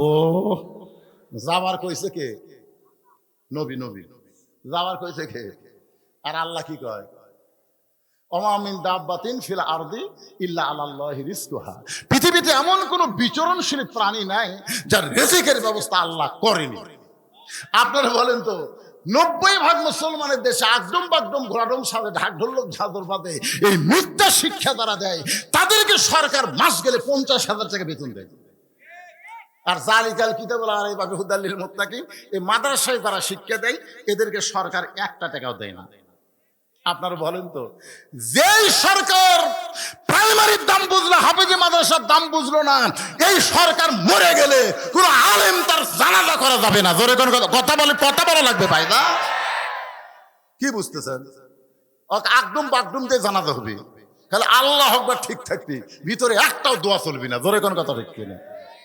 আমি আগে খোঁজ নেই, জানাজা তো আমাকে বহু লোক করবার কয়, আগে যাই আমি শুনি, কে ভাই এই বেঁচে থাকতে কোন দল করছে? তখন বলছে ওই দল। তখন আমি বুঝি তুই বাঁচা থেকে শয়তানের দল করছে, এক আল্লাহর দলের জানাজা করা যাবে না তো। কারণ দোয়া কি জোরে পড়া লাগে না মনে মনে? আগে আল্লাহ আকবার হইয়া যা আছে ভাই, ওই খালি জ্যাথা হলে ওই বললে চলবি না, আমাকে জাহান্নামের দোয়া করতেছে। জোরে কোন কথা ঠিক কিনা? কি মনে করতেছেন 90% মুসলমানের দেশে প্রাইমারি সরকারি বেতন পায়, আর হাফিজ মাদ্রাসার জন্য চাঁদা তুলে চলান লাগে? কি আগামীতে আমরা কোরআনের বাংলাদেশ দেখব, সব প্রাইমারিকে একদম বাগদমকে কবর দিয়া জালিকাল কিতাবুল আরাইবা বিহুদাল্লিল মুত্তাকিন, কোরআনের শিক্ষা সর্বোত্তম দেওয়া হবে। জোরে কোন কথা ঠিক কিনা? আপনার ছোট বাচ্চাকে একদম বাগদম না দিয়া কোরআনে শিক্ষা দেন, দেখবেন ছেলের পরিবর্তন। ছেলে বাবক সালাম দিচ্ছে, আসসালামু আলাইকুম, ইয়াকফিরুল্লাহ আলাইকুম। বাপ কয় কে বাদান? হুজুর শিক্ষা দিতে, বাড়ির যে বাবক সালাম দিয়ে মুসাফা করবা। আর প্রাইমারিরা সালাম শিক্ষা দিচ্ছে, খারাপ হয় পেশাব করে, জিজ্ঞাসা হয় বসিস না কেন, তোর স্যার তোকে শিখাইনি কেমনি পেশাব করা লাগে? ও কে চাচা যে কি কন, প্রাইমারি পেশাবখানা যদি আমার সারি খাড়া হয় পেশাব করে। আজকে সেই স্কুলের অবস্থা দেখেন, আর এই মাদ্রাসার খবর দেখেন। একটু মনোযোগ দিয়ে শুনবেন। সঙ্গে সঙ্গে নবী বললেন আজকে নামাজ দেরিতে হবে, আজকে নামাজ দেরিতে হবে। ওই দুর্বল সাহাবীর কথা শুনে নবী বললেন আকামত হয়ে গেছে, তারপরেও নামাজ দেরিতে হবে। এখান থেকে বোঝা গেল ইমাম ইচ্ছা করলে নামাজ কোনোদিন আগেও পড়াবার পারবে, তাই বলে অক্তের আগে না, কোনোদিন আগেও পড়াবার পারবে, আবার কোনোদিন দেরিও করতে পারবে। জোরে গান ঠিক কিনা? কিন্তু বাংলাদেশের ইমামেরা যদি একটু দেরি করে, দেখবেন শেষে মুসল্লি আইছে, ইমাম সাহেব জুম্মার দিন একটু ওয়াজ, একটা পয়েন্টের উপর আরে 1 মিনিট লাগবে, কয় মিনিট, ওই ঢুকাই হুজুর কি আপনার কি সময় জ্ঞান নাই? ইমাম সাহেব বলতেছে আমার ভুল হয়ে গেছে ভাই, আজকের মতো এখানে আলোচনা সমাপ্ত করা হলো। ওই শালা সবার শেষে আসে আগে নামাজ পড়ে বাড়ি যাবি, ওই মসজিদের মধ্যে ঘড়ি দেখে, ওই বাজারে চা খাবার গেলে একবার ঘড়ি দেখে না। জোরে কোন কথা বলেন? এরকম মুসল্লি আছে না নাই? আর ইমামগুলা মসজিদের মুসল্লিরা যা খায় তাই সেই মোতাবেক কাম করে। আল্লাহ নবী বলে আজকে নামাজ দেরিতে হবে। এই বলে নবী মেহরাব থেকে ওই দুর্বল সাহাবীর দিকে যখন পা বাড়াইছে, মেহরাব থেকে নবী ওই দুর্বল সাহাব, মসজিদ নবী মানে বিশাল মসজিদ, ওই মেহরাব থেকে দুর্বল সাহাবীর দিকে নবী যখন যাবার চায়, এমন সময় আইন মন্ত্রী ওমর আল্লাহ নবীর সামনে দাঁড়ায় বলতেছে ইয়া রাসূলুল্লাহ, হুজুর আপনার জুতার পরশে আল্লাহর আরশ ধন্য হয়ে গেছে, সেই নবী দুর্বলের কাছে কেন যাচ্ছেন? বরং আপনি হুকুম করেন অক্সিয়াং দোলা করে ধরে এনে আপনার সামনে হাজির করতেছি। আপনার কি বুঝতে পারছেন আমি কি কইলাম? যে হুজুর আপনার জুতার পরশে আল্লাহর আরশ ধন্য হয়ে গেছে, আপনি কেন চাচ্ছেন? আপনি কেন হুকুম দেন ওকে এরকম শান করে নিয়ে এসে আপনার সামনে বসাচ্ছি।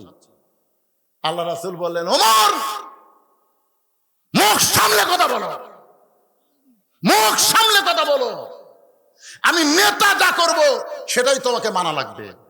আল্লাহ কোরআনে বলেছেন আমার নবী যেটা করবে, মা আতাকুমুর রাসূলু ফাখুযুহু ওয়া মা নাহাকুম আনহু ফান্তাহু। আমি নবী যাবার চাচ্ছি, আর তুমি কেন তাকে আমার কাছে আনবার চাচ্ছ? তোমার দুই চোখ দিয়ে দুর্বল দেখতেছো, ইয়ানজুরু বি নূরিল্লাহ, নূরের চোখ দিয়ে একবার দেখো তো ওখানে কে বসে আছে। সুবহানাল্লাহ। দুই চোখ দিয়ে দেখতেছে দুর্বল বসে আছে, একবার দুই চোখ বন্ধ করে অন্তর চক্ষু দিয়ে তাকে দেখো তো এই মালটাকে। সুবহানাল্লাহ। আজকে আপনারা দুই চোখ দিয়ে দেখতেছেন এমপির বাড়ি পুড়িয়ে দিল, এমপির হরিণ খাইলো, খেরে পাগলা দুনিয়ার বাড়ি পুড়িয়ে দিছে, মরার পরে ওর উপর কি হবি একবার চিন্তা করো, একবার চিন্তা করো। বাংলাদেশে একটা আওয়ামী লীগ বললে একটা লোক ইন্না লিল্লাহ কয় না, সব লোক আলহামদুলিল্লাহ কয়। জোরে কোন কথা ঠিক কিনা? আপনারা বলেন তো কোনো মানুষ মরে গেলে জনগণ যদি আলহামদুলিল্লাহ কয়, এটা কি কষ্টে কয় না খুশি হয়ে কয়? তোরা এমন কি অকাম করলি যে মরে গেলে মানুষ ইন্না লিল্লাহ না কয়, আলহামদুলিল্লাহ কয়? অন্তরের চক্ষু দিয়ে তাকায় দেখেন দুনিয়ার বাড়ি যখন পুড়ে দিছে, মরার পরে কবরের খবর কি হবে একটাবার মুসলমানের চিন্তা করার দরকার আছে না নাই? কিন্তু যেদিন ডাক পড়িবে কবর মাঝে যাইতে, জোগাড় কিছু করছো বন্ধু তার মাঝে বিছাইতে। সব এই মুরব্বী যায় দেখ, মুরব্বী দেখুন কবরের কথা হচ্ছে এবারে। আহ ডানে কবর বামে কবর, সবাই বলেন ডানে কবর বামে কবর, নিচে কবর আছে যে, উপর দিকে চাইয়া দেখো বাঁশের ছাউনি দিছে কে। রাসূল বলে ওমর দুই চোখ না দেখে চোখ বন্ধ করে দেখো। চোখ বন্ধ করে কি দেখবেন? চোখ বন্ধ করলে তো আমরা দেখতে পারবাই না। হুজুর এটা আমার বাসা, 2.5 কোটি টাকা খরচ করে তৈরি করছি, হুজুর দোয়া করেন। আমি বললাম ভাইজান এটা বাড়ি? না হুজুর এটা আমার বাসা। চোখ খুলে দেখতেছে বাসা। যদি বলেন চোখ বন্ধ করো, একটাবার চোখ বন্ধ করো। ও যখন চোখ বন্ধ করছে আর কানের কাছে বলতেছি এ দুনিয়ার বাড়ি ঘর একদিন হইয়া যাবে পর, যাইতে হবে অন্ধকার কবর। দেখি চোখের পশমের তলতে পানি আসছে, কে কান্দিস কে? না হুজুর এটা আমার বাসা লয়। তাহলে এইটা কি? বলে এই পারে তোর বসত বাড়ি, ওই পারে তোর বাসা। এই দুনিয়ার বাড়ি হলো বসত বাড়ি, কিছুদিন আপনি বসত করতে পারবেন কিন্তু চিরস্থায়ী থাকতে পারবেন না। মুসলমানের আসল বাড়ি হলো জান্নাত। জোরে কোন কথা ঠিক কি না? আল্লাহর বান্দারা, আমাদের আসল বাড়ি জান্নাতে যদি আমরা যাবার চাই, একটু মনোযোগ দিয়ে শোনেন। সঙ্গে সঙ্গে হযরত ওমর চোখ বন্ধ করে ওই দুর্বল সাহাবীর দিকে তাকাইছে, চোখ বন্ধ করে। অন্তর চক্ষু দিয়ে যখন তাকায়, ওমর ফারুক কাঁপতে কাঁপতে কাঁপতে কাঁপতে ঠাস করে পড়ে যায়। ওমর ফারুক আর দাঁড়িয়ে থাকতে পারে না। ওমর ফারুক যখন পড়ে গেছে, সাহাবীরা বলতেছে, ইয়া রাসূলুল্লাহ, হযরত ওমর কি দেখে এমন করে পড়ে গেল? রাসূল বলতেছেন, কি দেখে কেমন ভাবে পড়ে গেল আমি বলবো না, কিছুক্ষণ পরে ওমরের হুঁশ হলে ওমরের মুখ থেকে তোমরা শুনে নিও। ধরে কোন সুবহানাল্লাহ। আমার কথাই বুঝতে পারতেছেন? এরকম দেখে কাঁপতে কাঁপতে কাঁপতে কাঁপতে ঠাস করে পড়ে গেছে। তো সাহাবীরা বললেন, ইয়া রাসূলুল্লাহ, ওমর ফারুক কি দেখে পড়ে গেল? রাসূল বললেন, আমি বলবো না, কারণ আমি তো আর দেখিনি। দেখছে কে? এই তো সারা জীবন ব্যবসায় থাকবি না, হুঁশ যখন ফিরে পাবে তখন তোমরা জিজ্ঞাসা করো এমন কি ওমর দেখলো যে এটা দেখার পরে এমন করে পড়ে গেল। আজকে আপনার চোখ বন্ধ করে দেখেন, সবাইকে বলতে যে চোখ বন্ধ করে দেখেন, একদম বাগদম ঘোড়ারম সাজে ঢাকঢোল লোক ঝাঁঝর বাজে। এই মিথ্যা শিক্ষার জন্য সরকার হাজার হাজার কোটি টাকা বাজেট করে, আর এই কোরআনের হাফেজ মাদ্রাসার জন্য সরকারের বাজেটে একটা টাকাও নাই। কারণ কি? চোখ বন্ধ করে দেখেন। দেখেন তো, কেবারে দেখেন না কেরে? এই ছেলেরা চোখ বন্ধ কর, দেখা যায় না? আপনি মনে হয় পড়েননি, ভাই পড়ছি, আমরা ছোটবেলা পড়ছি, একে চন্দ্র, দুয়ে পক্ষ, তিনে নিত্য। একে কি? চন্দ্র। পক্ষ কয়টা? আলো পক্ষ, অন্ধকার পক্ষ। আর তিনে তিনে হলো নিত্র। নিত্র মানে চোখ। তাহলে আপনার দুই চোখ বন্ধ করে দিলি দেখতে পাচ্ছেন না, তার মানে কি?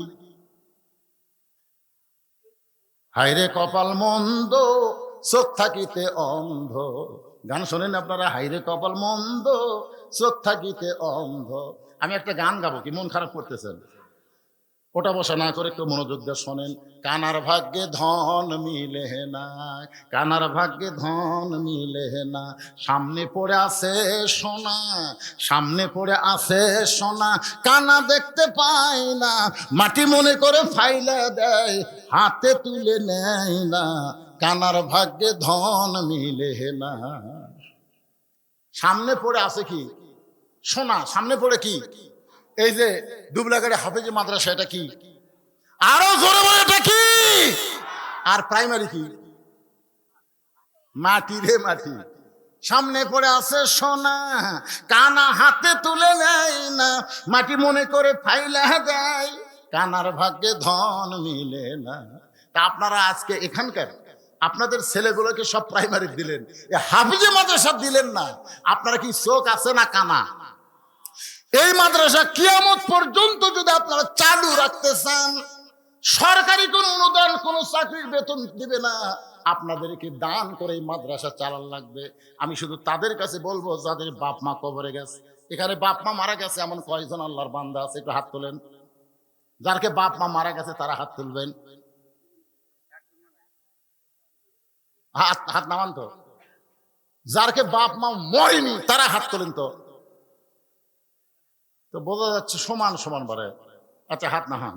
এরকে বাপ মা মরেনি। আপনারা যাদের বাপ মা মারা গেছে, শোনেন, বাপ মার কবরকে জান্নাত বানানোর জন্য বিশ্বাস করেন পৃথিবীর সর্বশ্রেষ্ঠ দান নবীর মাদ্রাসায় একটা কোরআন।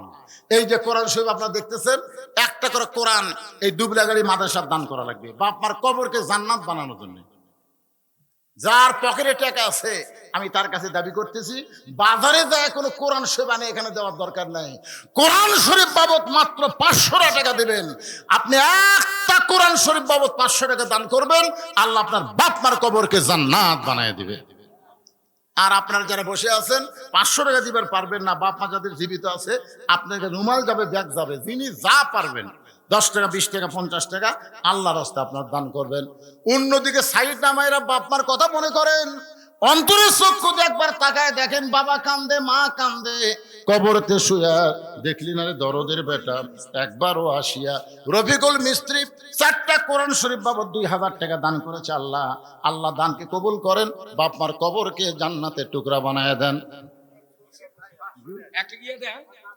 বাপ মা মারা গেছে, বাপ মার রুহে মাগফিরাতে কোরআন শরীফ বাবদ 500 টাকা দান করেছে, আল্লাহ দান করেন। আব্দুর রশিদ কোরআন শরীফ বাবদ 500 টাকা দান করেছে। আর একজন আল্লাহর বান্দা কোরআন শরীফ বাবদ 500 টাকা দান করেছে, আল্লাহ দানকে কবুল করেন। আপনার দান না করলে বসে থাকেন, অসুবিধা নেই। উমর ফারুক কি দেখলো এই জিনিসটা শুনে যান, দান না করেন করেন, অসুবিধা নাই। কিন্তু এত রাত পর্যন্ত যখন কষ্ট করে বসে আছেন ভাই, উমর ফারুক কাঁপতে কাঁপতে কেন পড়ে গেল আমাদেরকে জানার একটু ইচ্ছা হয় না। এই জন্য বসেন, এই জন্য বসেন। মাদ্রাসা আপনি দান না করলেও চলবে, আপনার মতন কপাল পোড়ার দান না করলেও মাদ্রাসা চলবে। যাদের বাপ মা কবরে গেছে, বাপ মার জান্নাত বানানোর জন্য 500 টাকা দাবি করছে, সবচাইতে শ্রেষ্ঠ দান নবীর ইতিম মাদ্রাসায় একটা কোরআন। দুনিয়ারই সম্পদ দুনিয়াতে রবে, ফকির হয়ে মানুষ কবরেতে যাবে। আমার মা বোনেরা, আজকে ফাতেমার ওয়াজ করতে পারি নাই। প্রথমেই শুরু করেছিলাম, আমার নানা শুধু বিশ্ব নবী নয়, আমার নানা হলো বিশ্ব নেতা। আমার বাবা শুধু বিশ্ব আলেম না, আমার বাবা হলো বিশ্ব বীর। মনে আছে না, ভুলে গেছেন? আমার মা শুধু খাতুনে জান্নাত না, আমার মা হলো জোহরা। বাজান 10টার দিকে তুলে দিলে সব ওয়াজ আমি আপনাদের শোনাবার পারতাম, কিন্তু উঠতে হয়েছে 11টা। এখন কি করবেন? ঘড়ির দিকে তাকায় দিলে 12:30 বেজে গেছে। মানে ওয়াজ না করতে করতে রাত অনেক হয়ে গেল ভাইজান। এই জন্য আল্লাহর রাস্তায় আসেন। দুনিয়ার সম্পদ দুনিয়াতে পড়ে রবে, ফকির হয়ে মানুষ কবরে চলে যাবে। একটা করে কোরআন শরীফ দান করবেন, আল্লাহ বাপমার কবরকে জান্নাতের টুকরা দেখেন। আপনার বালতির দিকে তাকায় দেখেন, পেটি ভরে যাচ্ছে। আপনার মনে করতেছেন আসতেছে না দান। যার বাপমার প্রতি একটু দয়া আছে সে টাকা ফেরত নিয়ে যাবে না। ও যখন মরে যাবে আপনার ছেলেরাও আপনার জন্য দান করবে। বাপমার জন্য যদি আপনার মন না কান্দে, আপনি মরে যাওয়ার পরে আপনার ছেলের মন আপনার জন্য কাঁদবে না। বাজান এই জন্য আসেন, 500 টাকা আল্লাহর এক বান্দা কোরআন শরীফ বাবদ দান করেছে, আল্লাহ কবুল করেন। আরেকজন কিছু দান করেছে, আল্লাহ আপনি কবুল করেন। আল্লাহ নেক নিয়ত নিক আশা পড়াক, আল্লাহুম্মা আমিন। মায়েদের জন্য 1 নম্বর নেক আমল হলো, 1 নম্বর আমল হলো পর্দা, 2 নম্বর আমল হলো স্বামীর কথা মতো চলা, 3 নম্বর হলো নামাজ, 4 নম্বর হলো রমজান মাসে রোজা। এই 4টি আমল যদি মেয়েরা করতে পারে, আল্লাহ খুশি হয়ে 8টা জান্নাতের দরজা তাদের জন্য খুলে দিবে। মেয়েদের 1 নম্বর আমল হলো পর্দা। ও মায়েরা, পর্দার মধ্যে থাকবেন। পর্দা হারা যদি ঘুরেন, একটা আমল আল্লাহ কবুল করবে না। আমার মায়েরা যারা বসে আছেন, ফাতেমার সঙ্গে যদি জান্নাতে যাওয়ার চান, তাহলে আপনাদেরকে পর্দা নিশে হওয়া লাগবে। মা 2টা এখানে টাকা দাও, 2টা কোরআন শরীফ বাবদ 1000 টাকা দান করেছে, আল্লাহ দানকে কবুল করেন। হ্যাঁ, আফরোজ আমার মা 100 টাকা দান, কোরআনের জন্য 500 টাকা, তোমার 600 টাকা দান করেছে। মা আফরোজার দানকে আল্লাহ আপনি কবুল করেন, আল্লাহুম্মা আমিন। এই পিছনে যারা বসে আছেন আপনারা সামনে আসেন, তো টাকা দেওয়া লাগবে না, আসেন সামনে আসেন। আজকে এই মাহফিল শুধু ওয়াজের মাহফিল না, দোয়ারও মাহফিল। এই দোয়ার দরকার আছে না? নাই জোরে কেন? এই তোমরা ডাঁড়া লাগেন, বসো বসো, এখন দোয়া হবে, সবাই বসো। যারা পিছনে আছেন সবাই সামনে আসেন, তো আসেন। আপনি খালি উঠে সামনে আসবেন, আসবেন আর বসবেন। 1 বছরে কোনো ডাক্তারিকে যাওয়া লাগবে না, ঝাঁকি দিয়ে উঠবেন, ঝাঁকি দিয়ে বসবেন। আল্লাহ কোরআনকে লক্ষ্য করে বলেছেন, অনুনাজ্জিলু মিনাল কুরআনি মা হুয়া শিফাউ ওয়া রাহমাতুল লিল মুমিনিন। মুমিনদের যাবতীয় রোগের ঔষধ হিসাবে আল্লাহ তাআলা এই কোরআনকে নাজিল করেছে। সুবহানাল্লাহ। কোন না কেন? আপনার কি মনে করতেছেন কোরআনের পাওয়ার নাই? এই যে পিছনে বসে আছেন, পিছনে থাকবেন কেন? সামনে আসেন। আল্লাহ আপনাকে সুযোগ দিছে তো। মানুষের চাপে আপনি পিছনে বসেছিলেন, এখন তার চাপ নাই রে ভাই। আগে যেখানে বসেছেন ওই জায়গা একটা সাক্ষী হচ্ছে, এখন আবার জায়গা পরিবর্তন করে আরেকটা জায়গায় বসলেন, ওই জায়গা আপনার জান্নাতের সাক্ষী হয়ে গেল। জোরে কোন সুবহানাল্লাহ। হ্যাঁ, ফাঁকে ফাঁকে না বসে চলে আসেন, সবাই সামনে চলে আসেন।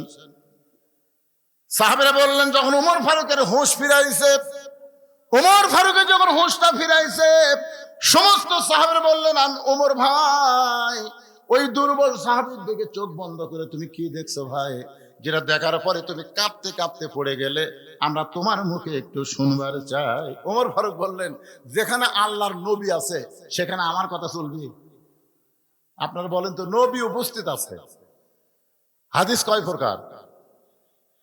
হাদিস জানেন আপনারা কয় প্রকার?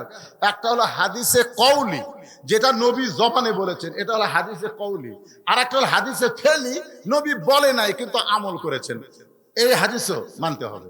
আর একটা হলো হাদিসে তাকরিরি, নবীর সামনে সাহাবীরা বলেছেন, নবী নিষেধ করেন নাই, এটা হলো হাদিসে তাকরিরি। তিন হাদিসে মানা লাগবে। কয়টা?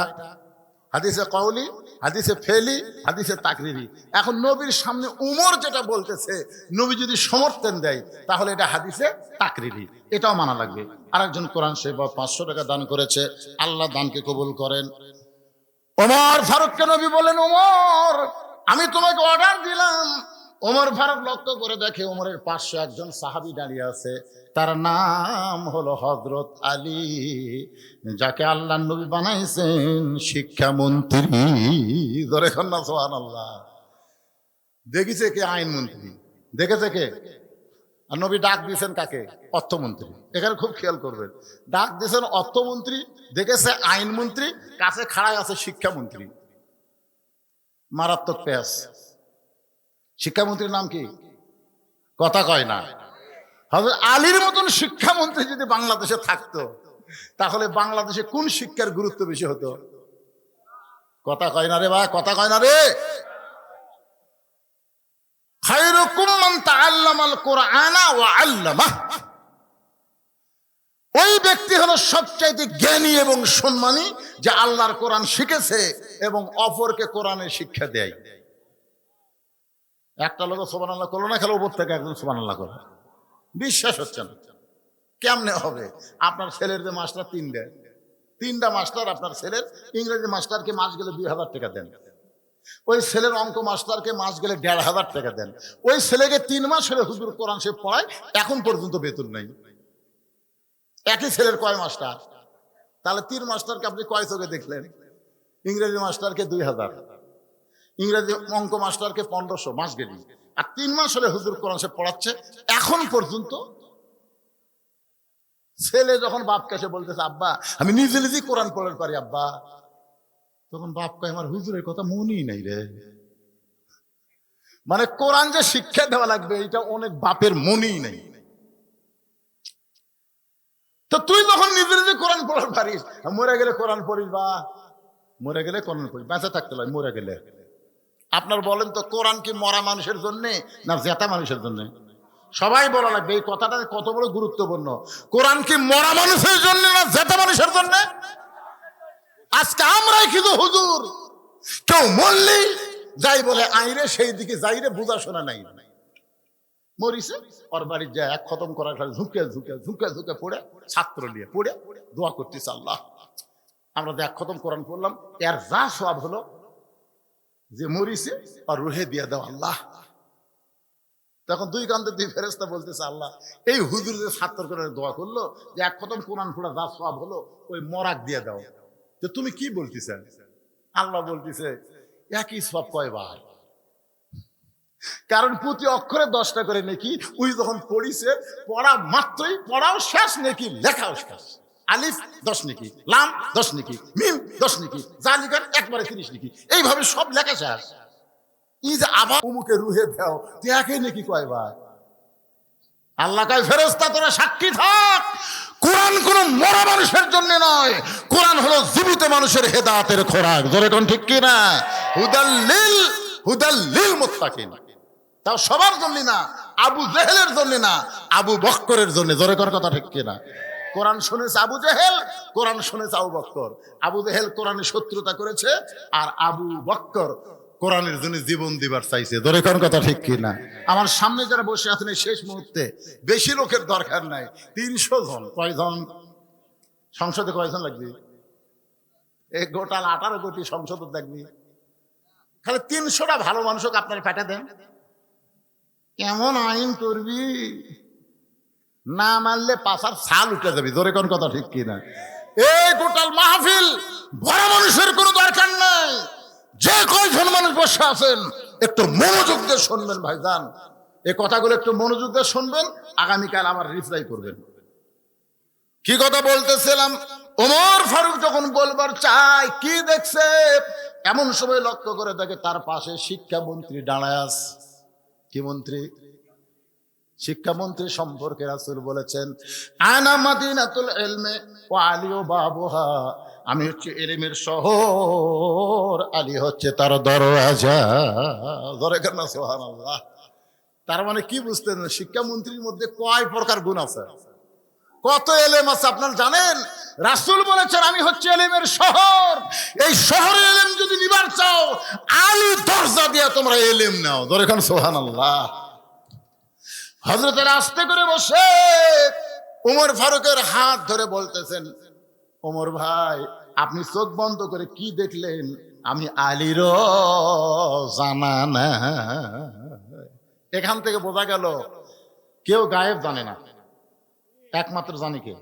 কথা কন না কেন? মানে তুমি দেখছো, তুমি বলবার পারবো, আমি যতই জ্ঞানী হই আমার বলার এলেম নাই।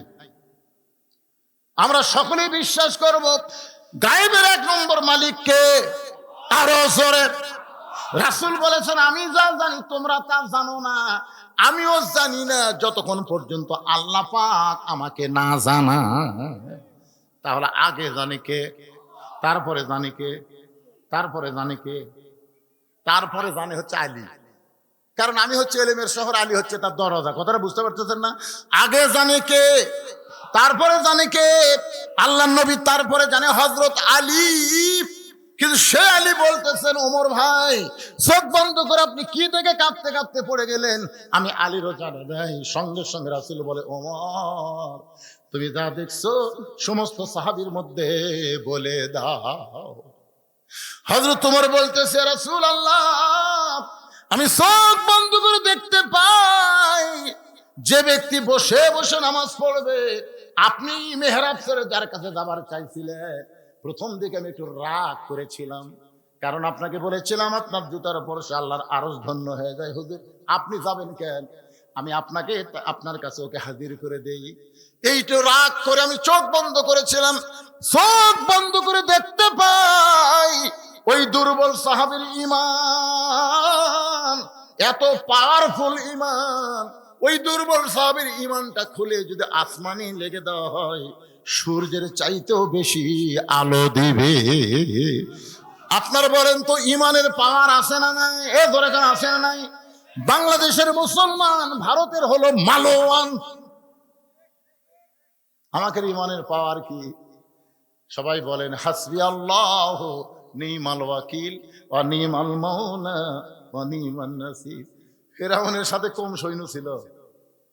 কোন ইতিহাসবিদ দেখেছে? লক্ষ লক্ষ সৈন্য ছিল, তাদের হাতে অস্ত্র ছিল। মুসার সাথে সামান্য কয়েকজন দুর্বল না খাওয়া পাটি, সামনে সাগর। ফিরআউন কয় কে রে মুসা ভালোই তো দৌড়ালো, এখন দৌড়াতো, এখন দৌড়া, সামনে সাগর, আর দৌড়ার পারবি? একবারও মুসা নবী সাগরের দিকে তাকায় না, তাকে আছে কার দিকে? নাসরুম মিনাল্লাহি ওয়া ফাতহুন করিব ওয়া বাশশিরিল মুমিনিন। আল্লাহ আমরা যদি তোমার মুমিন হই তাহলে তোমার কাছে আমরা সাহায্য চাই, তুমি অবশ্যই আমাদেরকে সুসংবাদ দিবা। ধরে কোন কথা ঠিক কি না? কার দিকে তাকা আছে? আল্লাহ কয় কে রে মুসা? ফিরআউন বারবার সাগর সাগর কয়, একবার তাকালে কি হয়? একবার তাকা। মুসা নবী তাকায় দেখে পানির স্রোত, বিশাল সাগর। আল্লাহ বলে হাতের মধ্যে কি বলে? লাঠি, মার বাড়ি। লাঠির বাড়ি মারছে, একে 12 লাইন রাস্তা হয়ে গেছে। আল্লাহ কয় মুসা নাম। মুসা বলতেছে আল্লাহ আমাকে নামা দিকে তোরাও নাম। আচ্ছা ঠিক আছে, তোর আগে নাম, আগে তোরা নাম, আগে মুগ্ধ ইয়ামিন আলামিন, আগে তোমরা নামো। আবু সাইদ জীবন দেওয়ার পরে তোমরাও জীবন দেওয়া শুরু করো, তারপরে ফেরাউনের গোষ্ঠীর কি হয় দেখতে পাবা। ধরে কোন কথা ঠিক কি না? আয় আয় রে, কি মনে করতেছেন ভারতের হিন্দুর বাচ্চারা লাগবার চায়? আল্লাহ আমাকে সাগর রাস্তা বানায় দিবি, আর তোর ফেরাউনের মতন চুবড়া মারবি। জোরে কথা কন না কেন ভাই? আপনার মনে করতেছে আমার ওয়াজ খালি আপনাকে এই দুবলে গাড়ির মধ্যে থাকতেছে? এই মালগুলো কি? আমেরিকা বলেন, রাশিয়া বলেন, ব্রিটেন বলেন, ফ্রান্স বলেন, সৌদি আরব বলেন, মালয়েশিয়া বলেন, পৃথিবীর যত দেশে বাংলাদেশে আছে প্রত্যেকটা বাংলাদেশি অন্য বক্তার ওয়াজ শোনার সাথে সাথে বহিষ্কৃতের ওয়াজ একবার দেখে। তোরা দেখতে চাই যারা হুজুর দুবরা গাড়ি সেই মারামার দিতে রে, এমনকি ভারতের হিন্দুরাও দু একটা। ওরে বাবা রে, বর্ডার আর খুলবি, বর্ডার বন্ধ। যে ডোজ দেওয়া দিছে হাই রে বিসমিল্লাহ করে যদি মারে ভাই, একটা ভগবানের জাতির বাঁচার বুদ্ধি নেই। জোরে কোন কথা, কথা কন না খান, একটু জোরে বলেন। দরকার জীবন দেব কিন্তু কোন বাতিলের সঙ্গে মুসলমান আপোষ করবে না। জোরে কোন কথা, ঠিক কি না? আরে লক্ষণ সেনের মতন যে হাসিনা বাংলাদেশ হাত পড়লে গেছে, আর সেই হাসিনা গিয়ে তোরা বাংলাদেশের সাথে যুদ্ধ করবো? আয়, ডোনাল্ড ট্রাম্প যেদিন ক্ষমতা ভোটে জিতলো বুঝলেন, সেদিন মোদী সরকার ভাবছিল যে ডোনাল্ড ট্রাম্প তখন জিতিছে, এখন হাসিনা সহজ হবে। তো ডোনাল্ড ট্রাম্পকে মোদী সরকার বলতেছে, বাংলাদেশের প্রধানমন্ত্রী হাসিনা আমার দেশে আশ্রয় নিছে, কি খবর?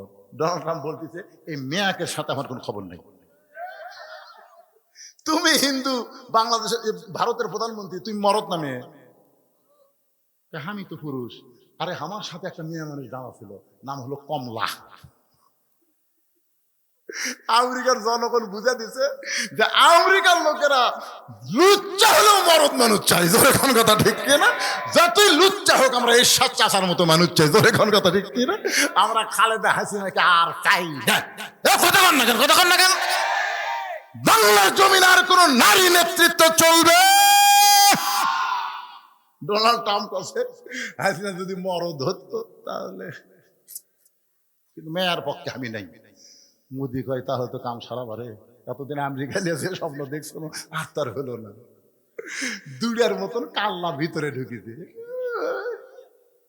এখন ইসকন দিয়ে আমাকে মুসলমানের আলিফ ভাইকে সিটারাঙ্গা মারছে একটা উকিলকে। ধরে কোন কথা, ঠিক কি না? পরের দিন মুসলমান যে মিছিল বার করছে, সব স্কুলের অফিস ধুয়ে পলে গেছে। কেন পলাশ কে? কি মনে করতেছে আল্লাহর কাছে ভগবানের খাওয়া আছে? কথা জোরে বলেন, খাওয়া আছে? মুসলমান ইমান আছে, মল্লি শহীদ হবে। হিন্দু মল্লি কুড়ি যাবি, শহীদ হবি, নারায় তকবীর দিবেন, ওরকে জয় শ্রীরাম, ওরকে পাশার মধ্যে ঢুকবি। জোরে কোন কথা, কথা কন না কেন? লিল্লাহে তাকবীর। আর যতই আইবা, আর যতই তোর আয়, ওয়াজ আর লম্বা হবি না। তোরা এখন ধান্দা করছিস হুজুর আবার ওয়াজ ধরছে, আবার আইসি ফির করে, আর ওয়াজ হবি না। যা হতে হয়েছে আজকে এই পর্যন্তই। আল্লাহ আমাদের সবাইকে ইমানের বলে বলিয়ান হয়ে আমি একটা গজল গায়ে মোনাজাত করব। ইমানের দাবি যদি কোরবানি হয়, সেই দাবি ঘরে বসে থাকা নয়। আপনার বলেন তো, ফিলিস্তিনের মুসলমানেরা ঘরত বসে আছে? ইমানের দাবি যদি কুরবানি হয়, সেই দাবি ঘরে বসে থাকা নয়। ইমানের দাবি হলো কিছু বিনিময়, সেই বিনিময় যদি কলিজার ঘাম হয়, সেই ঘাম দিতে যেন তৈরি থাকি। ওগো দয়াময় আমার আল্লাহ দয়াময়। ইমানের দাবি হলো অগ্নিশিখা, হিন্দুদের বিরুদ্ধে চলতে শিখা। ইমানের দাবি হলো অগ্নিশিখা, বাতিলের বিরুদ্ধে জ্বলতে শিখা। সে আগুনে জ্বলে জ্বলে, সে আগুনে জ্বলে জ্বলে দিব ইমানের পরিচয়। ইমানের দাবি ঘরে বসে থাকা নয়। আল্লাহ তাআলা আমাদের সকলকে ইমানের বলে বলিয়ান করুক। সকলে বলে আল্লাহুম্মা আমিন। এখান থেকে শিক্ষা, ইমান যদি বলবান করতে চান তাহলে ফজরের নামাজ জামাতে পড়া লাগবে বাজান। দুই একজন ঠিক ঠিক কয়, বাদ বাকি কথা কয় না। 5 ওয়াক্ত নামাজ আল্লাহ যেন আমাদের সবাইকে জামাতের সঙ্গে আদায় করার তৌফিক দেয়। জোরে করেন আমিন। আস্তাগফিরুল্লাহ, সকলে পড়েন আস্তাগফিরুল্লাহ আল্লাযী লা ইলাহা ইল্লা হুয়াল হাইয়ুল কাইয়্যুম ওয়া তুবু ইলাইহি। আল্লাহুম্মা সাল্লি আলা মুহাম্মাদ, আল্লাহুম্মা বারিক আলা মুহাম্মাদ, আল্লাহুম্মা আমিন। আল্লাহ, সেই মাগরিবের নামাজের পর থেকে রাত এখন 1:45 বাইজা গেছে। এই দীর্ঘ সময় পর্যন্ত তোমার পাগল বান্দা বান্দিরা আরামের বাড়ি ঘুমকে বাদ দিয়া কোরআন হাদিসের মহব্বত কলিজার মধ্যে নিয়া এই জান্নাতের বাগানে বসে বসে আলোচনা শোনার শেষে আমি গুনাহগারের সঙ্গে রহমতের দরজায় ফকির হয়ে দোকানা হাত তুলেছি। মেহেরবানি করে আজকের মাহফিল আমাদের সকলের হেদায়েতের জন্যে, নাজাতের জন্যে, জান্নাতের জন্যে কবুল করো। এই মাহফিলের শুরু থেকে শেষ পর্যন্ত যত আলোচনা হয়েছে আল্লাহ, এর মধ্যে যদি ত্রুটি হয়, ভুল হয়, মাফ করে দিও। এর যা হাদিয়া মঞ্জুর করো সোনার মদিনায় নবী পাকের রওজা মুবারকে আল্লাহ কবুল করে নাও। তামাম আম্বিয়াই কেরাম, আসহাবে কেরাম, তাবিনে কেরাম, তাবা তাবিনে কেরাম, আউলিয়াই কেরাম, পীর মাশায়েখ বুজুর্গানে কেরাম, তামাম পৃথিবীর মাটির নিচে যত মুমিন মুমিনা শুয়ে আছে আল্লাহ সকলের আরওয়াহ পরে হাদিয়া কবুল করো। আমরা যারা হাত তুলেছি আমাদের জনম দুঃখনী মা যাদের কবরে চলে গেছে আল্লাহ, গত বছর 1 ডিসেম্বর আমি যখন টাঙ্গাইল থেকে ওয়াজ করে রাস্তা নিয়েছিলাম, গভীর রাত্রে ভুঁয়াঘাতের পাশে আমি অ্যাক্সিডেন্ট করলাম। আমার অ্যাক্সিডেন্টের খবর আমার মার কাছে দিতে ভুল করেছে, বলেছে হুজুর অ্যাক্সিডেন্ট করেছে। একথা শোনা মাত্র আমার মা এমনভাবে স্ট্রোক করলো, 25 ডিসেম্বর আমার মা দুনিয়া থেকে বিদায় হয়ে গেছে। বহুদিন আমার বউকে বলেছিলাম ওয়াজ করে বাড়ি আসবো, তুমি চেতন থেকো, কিন্তু কোনোদিন দেখলাম না। আমার যাবার অপেক্ষায় আমার বউটা চেতন আছে। আমার মা যে ঘরে ঘুমাই পাশ দিয়ে যখন হেঁটে যায়, মামার জুতার শব্দ শুনে বলে বাজান আমি ঘুমাই নাই। সন্তানের জুতার শব্দ মা বোঝে, মা দেখলাম না। মা বলে পাগল রে, ওয়াজ করে বাড়ি আসবি। এইটা জানার পরে মা কোনোদিন ঘুমাই না। এই দরদের মা যাদের কবরে গেছে, মাবুদ গো তোমার দরবারে বলি আল্লাহ তুমি মায়ের কবরকে জান্নাতের টুকরা বানায়া দাও। আল্লাহ আমাদের বাবা যাদের কবরে গেছে, বাবার বাড়ি ঘর সবই আছে, দদের বাপ কবরের ঘরে ঘুমাইছে। ও মাবুদ বাবার কবরকে জান্নাতের টুকরা কবুল করো। আমাদের দাদা দাদি নানা নানি আত্মীয় স্বজন শ্বশুর শাশুড়ি যাদের কবরে গেছে আল্লাহ কবরবাসীদের তুমি মাফ করো। এই দুবলাগাড়ি মাদ্রাসাকে মহব্বত করে নগদে বাকিতে যারা দান করেছে আল্লাহ সকলের দানগুলোকে জান্নাতের বিনিময়ে তুমি কবুল করো। এই মাদ্রাসাকে কিয়ামত পর্যন্ত কবুল করো। একবার এসেছিলাম, তখন মাদ্রাসার সেক্রেটারি যিনি ছিলেন আজকে সে আর দুনিয়াতে নাই। ও মাবুদ এই মাদ্রাসার জায়গা দিয়ে মাদ্রাসা তৈরি করে যারা কবরে চলে গেছে আল্লাহ মাদ্রাসা ওসিলাই তাদের কবরকে জান্নাতের টুকরা বানিয়ে দাও। আল্লাহ মাদ্রাসার বর্তমান ম্যানেজিং কমিটির সভাপতি, সহসভাপতি, সেক্রেটারি, ক্যাশিয়ার সদস্য যারা আল্লাহ গতকাল খাবার অনুষ্ঠানে লক্ষ লক্ষ টাকা দান করেছে আল্লাহ সকলকেই জান্নাতি কবুল করো। আল্লাহ মাদ্রাসার মুহতামিম, মাদ্রাসার ওস্তাদ, মাদ্রাসার তালবে ইলম যে 4 জনের মাথায় পাগড়ি দেওয়া হলো আল্লাহ হক্কানে হাফেজ আলেম হিসাবে তাদের কবুল করে নাও। আল্লাহ আমার মা বোনেরা পর্দার অন্তরালে বসে বসে আর শুনেছে আবিদা সালিহা পর্দা নিজে কবুল করে মা ফাতেমার চরিত্র দান করে দাও। আল্লাহ আমি গুনাহগার বলে দোয়া ফিরা দিও না। এত মানুষের মধ্যে যার 2খানা তোমার পছন্দ হয় সেই 2 হাতের উসিলায় আজকের মাহফিলকে কবুল করো। আজকের মাহফিলের সভাপতিকে আল্লাহ তুমি কবুল করো, সহসভাপতিদের আল্লাহ তুমি কবুল করো। আজকের মাহফিলের প্রধান অতিথি, বিশেষ অতিথিদের আল্লাহ তুমি কবুল করো। আল্লাহ গোটা বিশ্বের মুসলমানকে কবুল করো। আমার বাংলাদেশের মুসলমানকে নিয়ে যারা ষড়যন্ত্র করতেছে আমাদের ঈমান নিয়ে যারা খেলা করতে চায় আল্লাহ, তুমি তাদেরকে তোমার কুদরতি শক্তি দিয়া সাইজ করো আল্লাহ। আমার দেশের শত্রুকে তুমি সাইজ করো, যারা দেশের মহব্বতের মানুষ তাদের অন্তরের সমস্ত ভয় ভীতিকে আল্লাহ তুমি দূর করে দাও আল্লাহ। আমার বাংলাদেশের প্রতি রহম করো আল্লাহ, খাস করে শেরপুর উপজেলা, মেহেরবানি করে দুবলাবাড়ি এলাকার দুবলাগাড়ি এলাকার উপরে আল্লাহ তুমি খাস রহমত নাজিল করো আল্লাহ। যে যা নিয়ত করে হাত তুলেছে সকলের নেক নিয়তে আশা কবুল করো। যেদিন আমাদের মৃত্যু হবে দিনটা যেন জুমার দিন হয়, মাসটা যেন রমজান মাস।